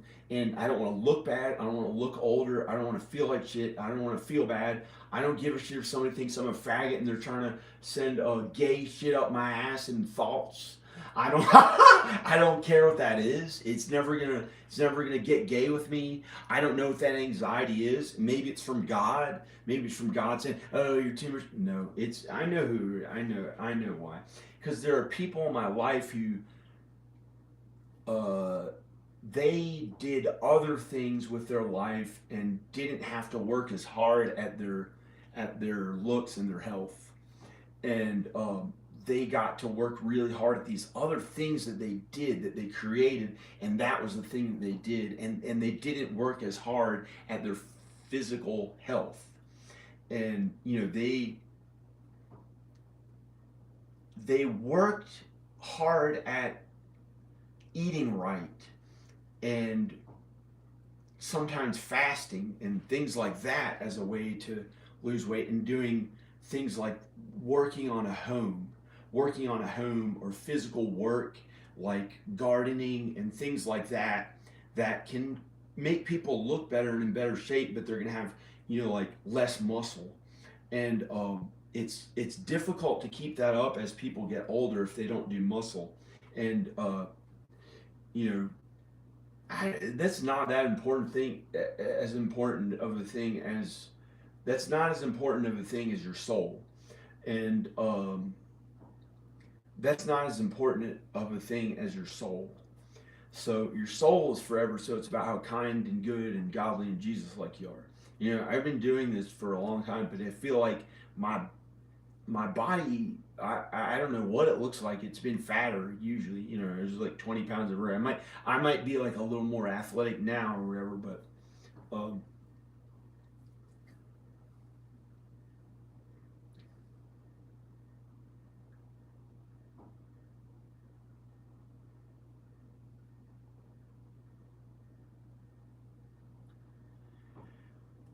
So I'm going to sell my house and get my kids. I'm going to sell this house, get the money for it to be able to afford California, where I can work more at movies. And as soon as I get there and I know a way to get the kids there, I'm going to get the kids there. So we're all in the same town. So Danica can be around him and still be a good mother, and I be a good father to him wherever we are. And it'll be in California. I'm not going to be in Texas. I'm not going to be in Virginia, I think. So that's my plan, and I think that's God's plan. I have a good feeling I'm supposed to do that. So I think that's what I'm going to do. But I may be wrong. God may have a different plan. God may say, hey, you get to stay here. God may have a tree branch fall on my arm and have skinny arms, or I don't know. Or, and then I have to get really light so I could at least go on a workout bike or something, to have a little stronger legs and be kind of in okay shape. So I would just look a little skinnier and do that to feel better about being in. It would feel so awful to be little, like when I was a small young man. It felt like poor, and it was okay. It was like suffering. It was like there's a time when I was depressed a few days ago, a few weeks ago, and it was just like, has it ever been good?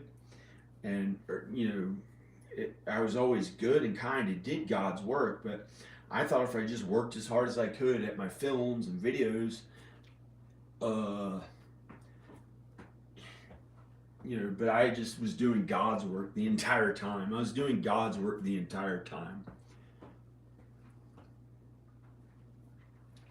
Hi. Who is this person? Do I even know him? Who is this? Who is this person? Do I even know who this is? He's got a cool man's beard. He's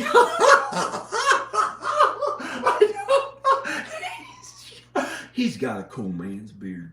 He's a cool man, drives. I don't like the way that looks. You can change the shape of that so you have a chiseled jaw. You can change it. Whoever this is that looks like one of my friends or something, you can change the shape of this so it looks like you have a chiseled jaw if you don't like the way that looks. I don't know why it came out looking like that. I don't like that much. But whatever. It's like somebody who works at a regular job. That's how it feels to me. And it doesn't feel my best quite yet. It's been a tremendous amount of work, not being able to feel my best, but it's been a tremendous amount of work doing God's work. That I know is true. And I haven't been working long hours for like a few weeks or 2 months. I haven't been working very hard at money making stuff, but I've been working at money making stuff. But I haven't been working very hard for at money making stuff for 2 months.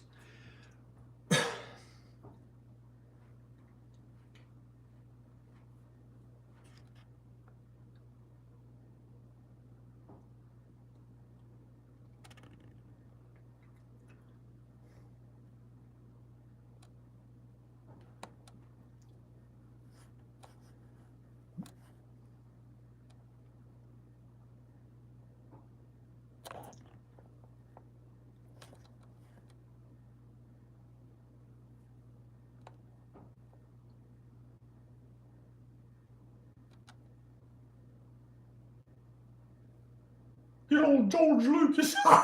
Shit. No. Hey, it's good old George Lucas.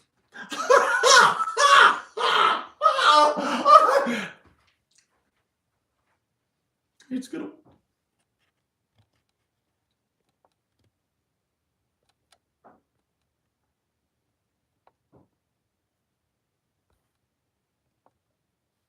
No. That's not George Lucas. I better turn this off. I better turn this off. I'm gonna go.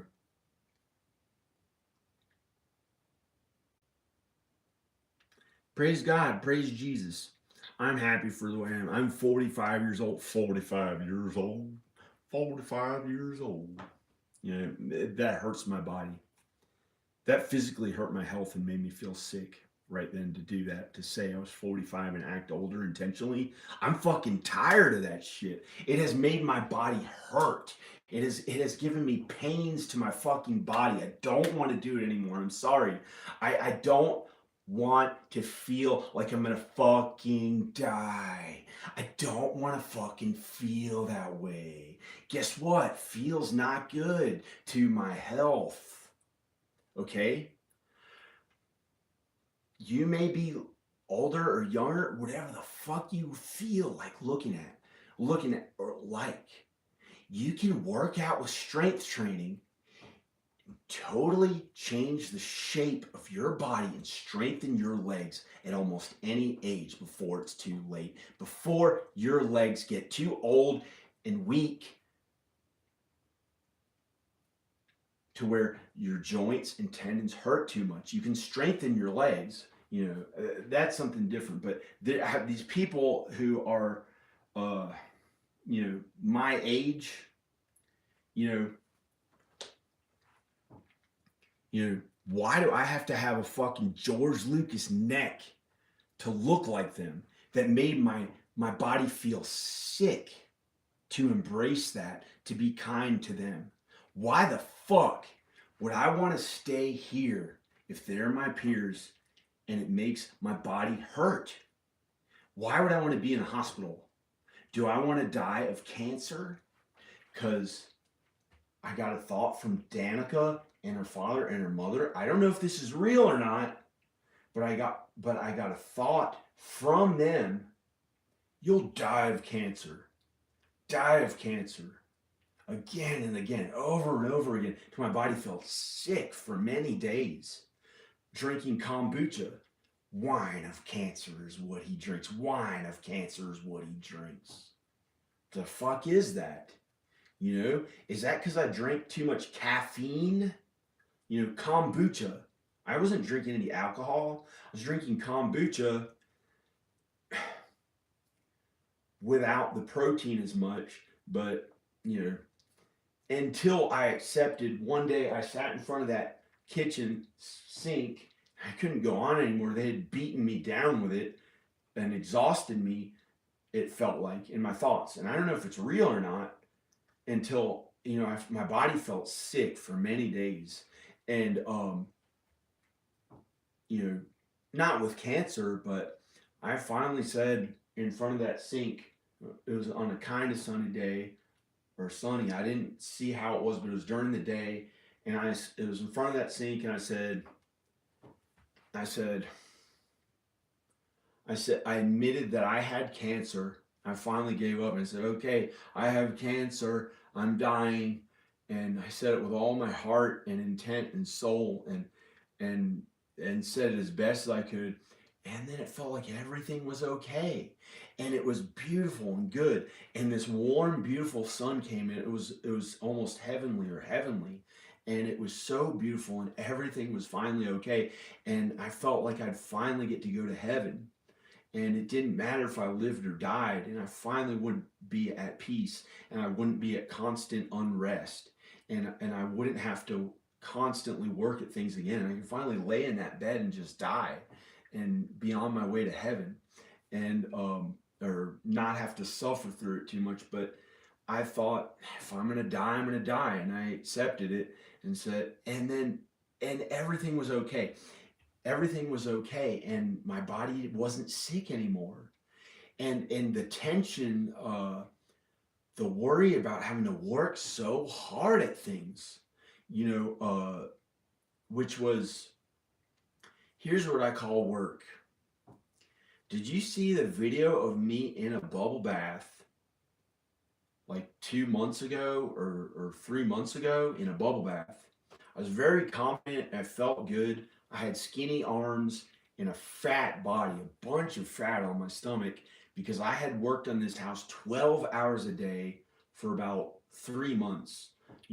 I had gotten behind. I had I was doing stuff for family. I went to California to look and see if I could live there, and that cost money. So then I had to come home, and that was not easy on on a small budget. And at being out there at hotels and stuff, and not knowing where I was going to stay night to night, it was not easy not having a real home there. And there's very little enjoyable about driving in cars 10 hours a day. 10 hours a day. There's a day when I drove 23 hours straight in a car.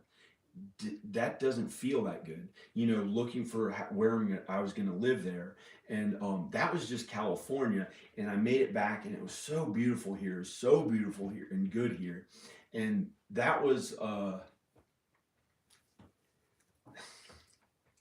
last year. And then when I recuperated enough, I got my house all ready and got it really in good showing condition, enough to where I could put it for sale. And I spent 10 hours one morning getting the house ready, and finally got it to where I put up the road signs, and it was for sale. And I got in a plane to start the day of flying. That would have been a 10-hour, 2 flights, 10 hours of traveling until I got there, after I had spent 10 or maybe 13 hours that morning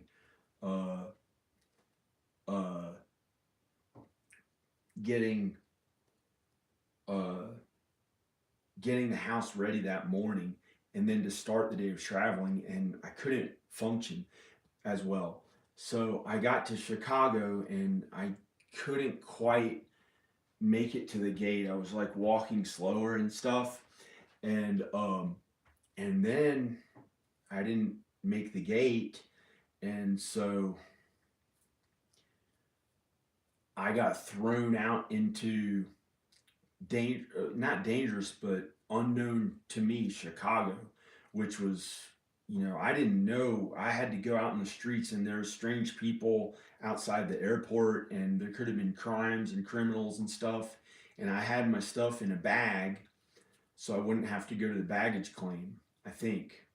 Oh no, my bag got sent to George Bush Airport, and I had to get that later, and they put a bad smell in it because I was mean about the George Bush stuff. I was like, man, big oil money or something like that, and then they put a bad smell in like my stuff, but I was kind of mean about it, so I deserved it. So that was okay. And so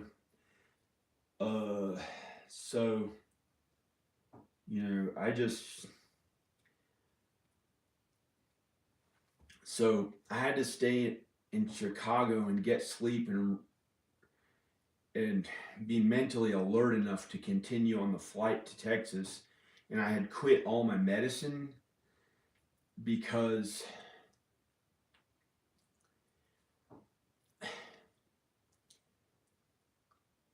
I thought I didn't need it. But in Texas, they want me on that medicine, and they have a bunch of power there to do things kind of their way.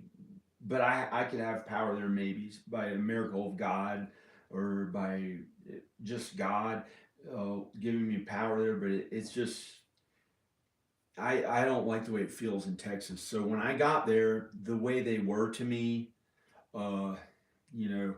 is just not, it doesn't feel like home there. They're kind, but they're kind to me, but it was such a worry there that I had to go to a hospital for 3.5 weeks or 3 weeks, because when they had my kids there for 3 or 4 years, and they had still had my kids there for 3 or 4 years, I said some mean stuff about all of Texas and all this really mean big stuff.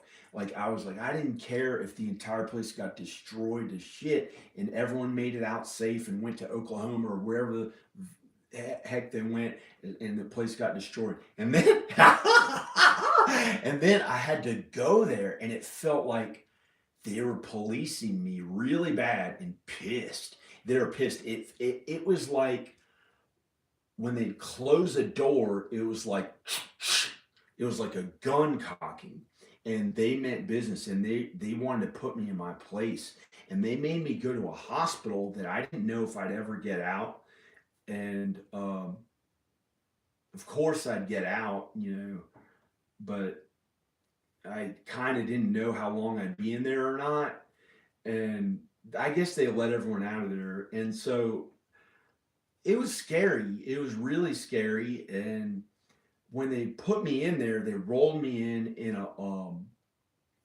on a gurney. I think it's a gurney, and they rolled me in, and they rolled me into this hospital, and it was really frightening. I didn't know what they were doing to me, and they put me in a room, a hospital room, and there were a bunch of them, like nurses and stuff. They shut all the lights off. It wasn't that bad. It wasn't like a mean hellish shutting everything off to show me some hell shit that happened here before. But and here's where I found God and Jesus. So this is not that bad. But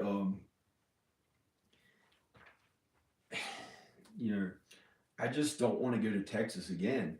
And unless it's to get her and the kids, and if she's there with me and kind to me, then it feels like shit.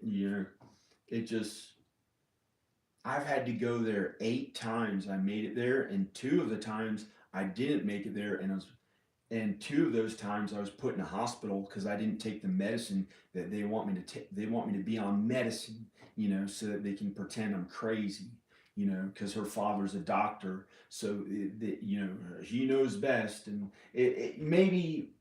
I'm tired of saying I'm crazy. When I was younger, they had me, they wanted to be, she told me I was crazy again and again. She sat down with I don't want to feel like I'm crazy ever again. So I want to quit their medicine. And 2 years ago, this was amazing. I quit all the meds. I'd been on it 18 years on her psychiatric medicine to say that, and I had to look normal. I had to have a regular haircut. I had to, he's good looking, or he's good looking the way Danica wanted me to look, how she liked me to look. And if I ever tried to, but it was good. She believed in me to finally look good and be attractive. And I was confident. I got this amazing confidence from her that I never had when I was younger. I was really confident when I was younger. And with my face, when I shaved, and wasn't when the hair grew back in. I just felt, I thought I was fat. And but with Danica, I got a super confidence, like something to do with her family, gave me this amazing confidence when I became at one flesh with her, and I got this amazing confidence about my looks. Like any subtle thing on my body, I felt like there were times when I was flawless, perfect. Every inch of my body was like, that. Besides, I'm not naked. I wasn't naked, but like the way this looks, I probably put makeup on or something now. I don't know what it looks like now, but I could, I was the thing that I felt I tried to prove was that I was perfect. I wanted to be perfect. I didn't want a flaw on my body because when I was younger, I couldn't see that I already looked good. I couldn't like all I could understand was that I thought it was like fat. I thought it was fat. And my face looked, I don't know what I'm talking about. I was confident when I was younger, but when I met her, I got this super confidence because she had that in her family. So it so God brought us together at one flesh. So I was finally confident. I was finally confident. That was something really good and beautiful that I got good at once I met her. But before that, I didn't really. I can't go back to how it was before that. That's not me anymore. I was made at one flesh with her. So I'm different now than I was before. I'm different now than I was before I met her. I think I couldn't imagine going back to how bad that felt. Just, it was like so much work to get good at filmmaking and the things that I do. It was like, it was learning more and more on my own. And it was like, it felt like, it was like, it was so much work, and the schools were work. And it was, I felt like not really good feeling about it and really confident, like I had plenty of food and looked good anyway, and everything was like really confident and good feeling, and I was good at it. Like I didn't get to feel that way that often. It was like the Holy Spirit. It was the Holy Spirit. It was like being deprived of food. It was like being deprived of food more often, and hard work, but like not quite feeling good all the way. But I kept having to, it was like I was often, there's something wrong with my body, with my I had a hernia. I thought it was a hernia or something. It wasn't a hernia. It was like in my thought. It was, I didn't have that much control on, like, with my brain controlling my body as well as I did when I got into strength training and didn't get hurt as much, and everything was like, I became like a super athlete. And but when I was younger, there's a time when I was bedridden for 9 months. I was like skinny. I weighed, because I also didn't want to look bad and like too totally out of shape and stuff. I had no idea that my legs had gotten so skinny. My legs, one of my legs atrophied. It atrophied as a young man. It atrophied. I had atrophy in one of my legs. It was so skinny. It looked like, it was just skinny. And it wasn't that bad. But, and there's a time when Danica looked at my butt from the back, and it looked hollow. It looked like a hollow, like a skeleton a little bit, and it was just, it was too skinny. I was like, I may have been anorexic. And it was so, it just looked stupid, and there was like hair on it, and it didn't look good. It didn't. It was like, that's when I saw myself in the mirror one time at her dad's house, and I kept starving myself. I wouldn't eat food, and I had like anxiety and stuff, and I kept eating less and less, and I couldn't work out. I couldn't exercise because I had been bedridden for 9 months, because I taught myself all the editing. I taught myself how to edit.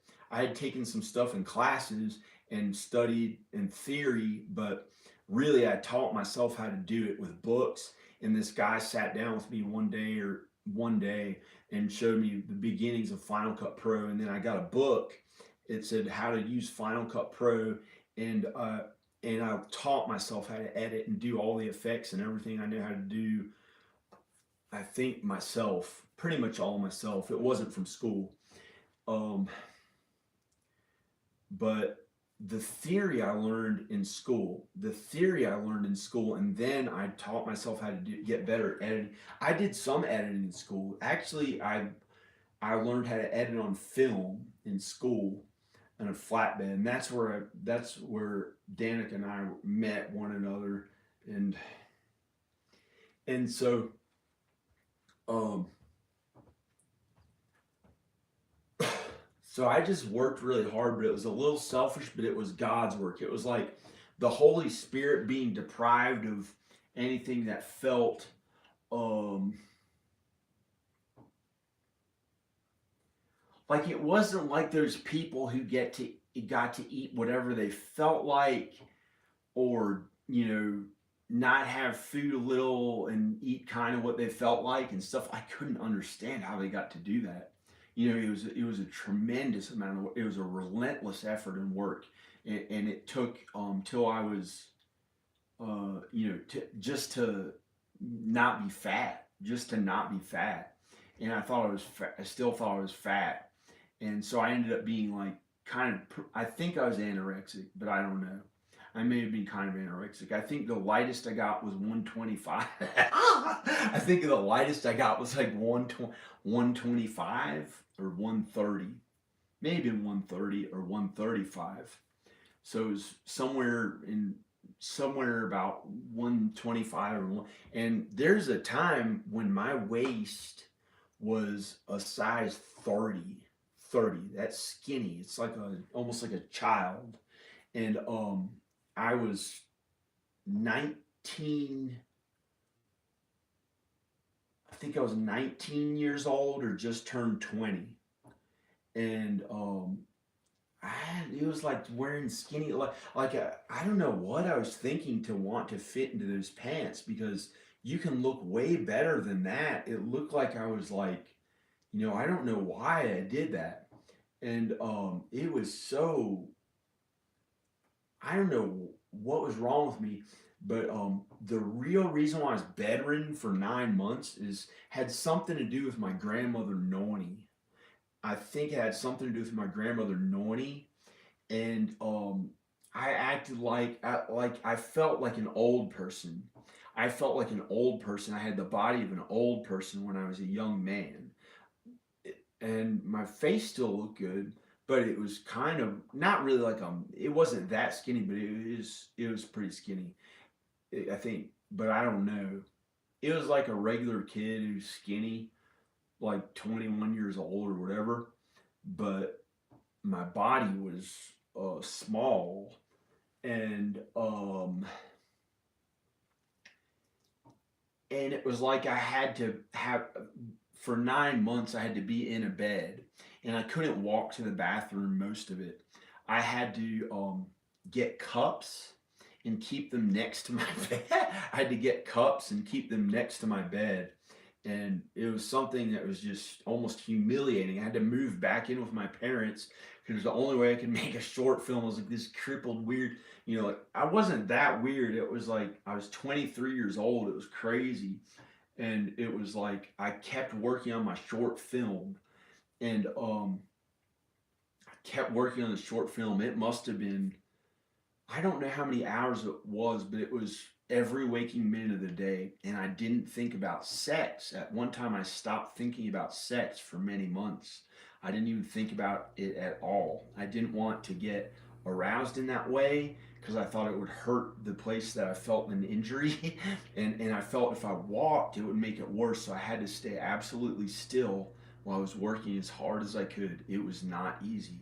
And I couldn't, it was like I was in a bed, and this actually happened. I don't, you don't have to feel sorry for me. I've been through way worse than this. It was one scary, difficult thing. As the years went by, another one would show up. It was not easy. It became a waking nightmare of hell that I could see people pulled up on crosses, and it was horrifying. It was horrifying, and I had to eat all heavy meats. That was the only way I thought they wouldn't take me down to the Illuminati hell facilities, and it was horror, horror, and I had to survive in it. I could see zombies and these horrific things that after someone would die, that's when the creatures who lived among human beings would come up from underground to the casket, and they'd take out the body and bring it down to hell, where they genetically bring it back to life, and that would be where the real hell really began for people. I thought in my brain, and because I didn't have Jesus, so I didn't know, and the devil tricked me. And I thought it was so scary if you died. So I thought you had to live as long as you could on earth and get as much money and stuff as you possibly could. And so they couldn't weaken you and take you down there. And I had the wrong idea. So so I had and I'd act so mean during the day and try to change the entire country, or they would have brought me down there if I didn't do what they said. And it was all this mean, bad stuff that I didn't like in my soul, and it was like, it wasn't that bad because I was still pretty good. It was like,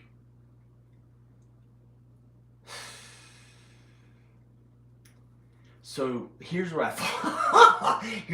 Because the way it got started was like I took like a little bit of weed, and I was so skinny and weak on a vegan diet, a vegan alkaline diet, and I was saying, I really like gay people. I like gay people standing up for gay rights on Facebook, and liberal and minorities and Obama, and I'm a vegan alkaline diet. I like alkaline. I hate that meat. And, and I was saying stuff like that on Facebook, and people got really, really angry at me, and they were tired of Obama. They hated Obama, and they did some weird thing to me.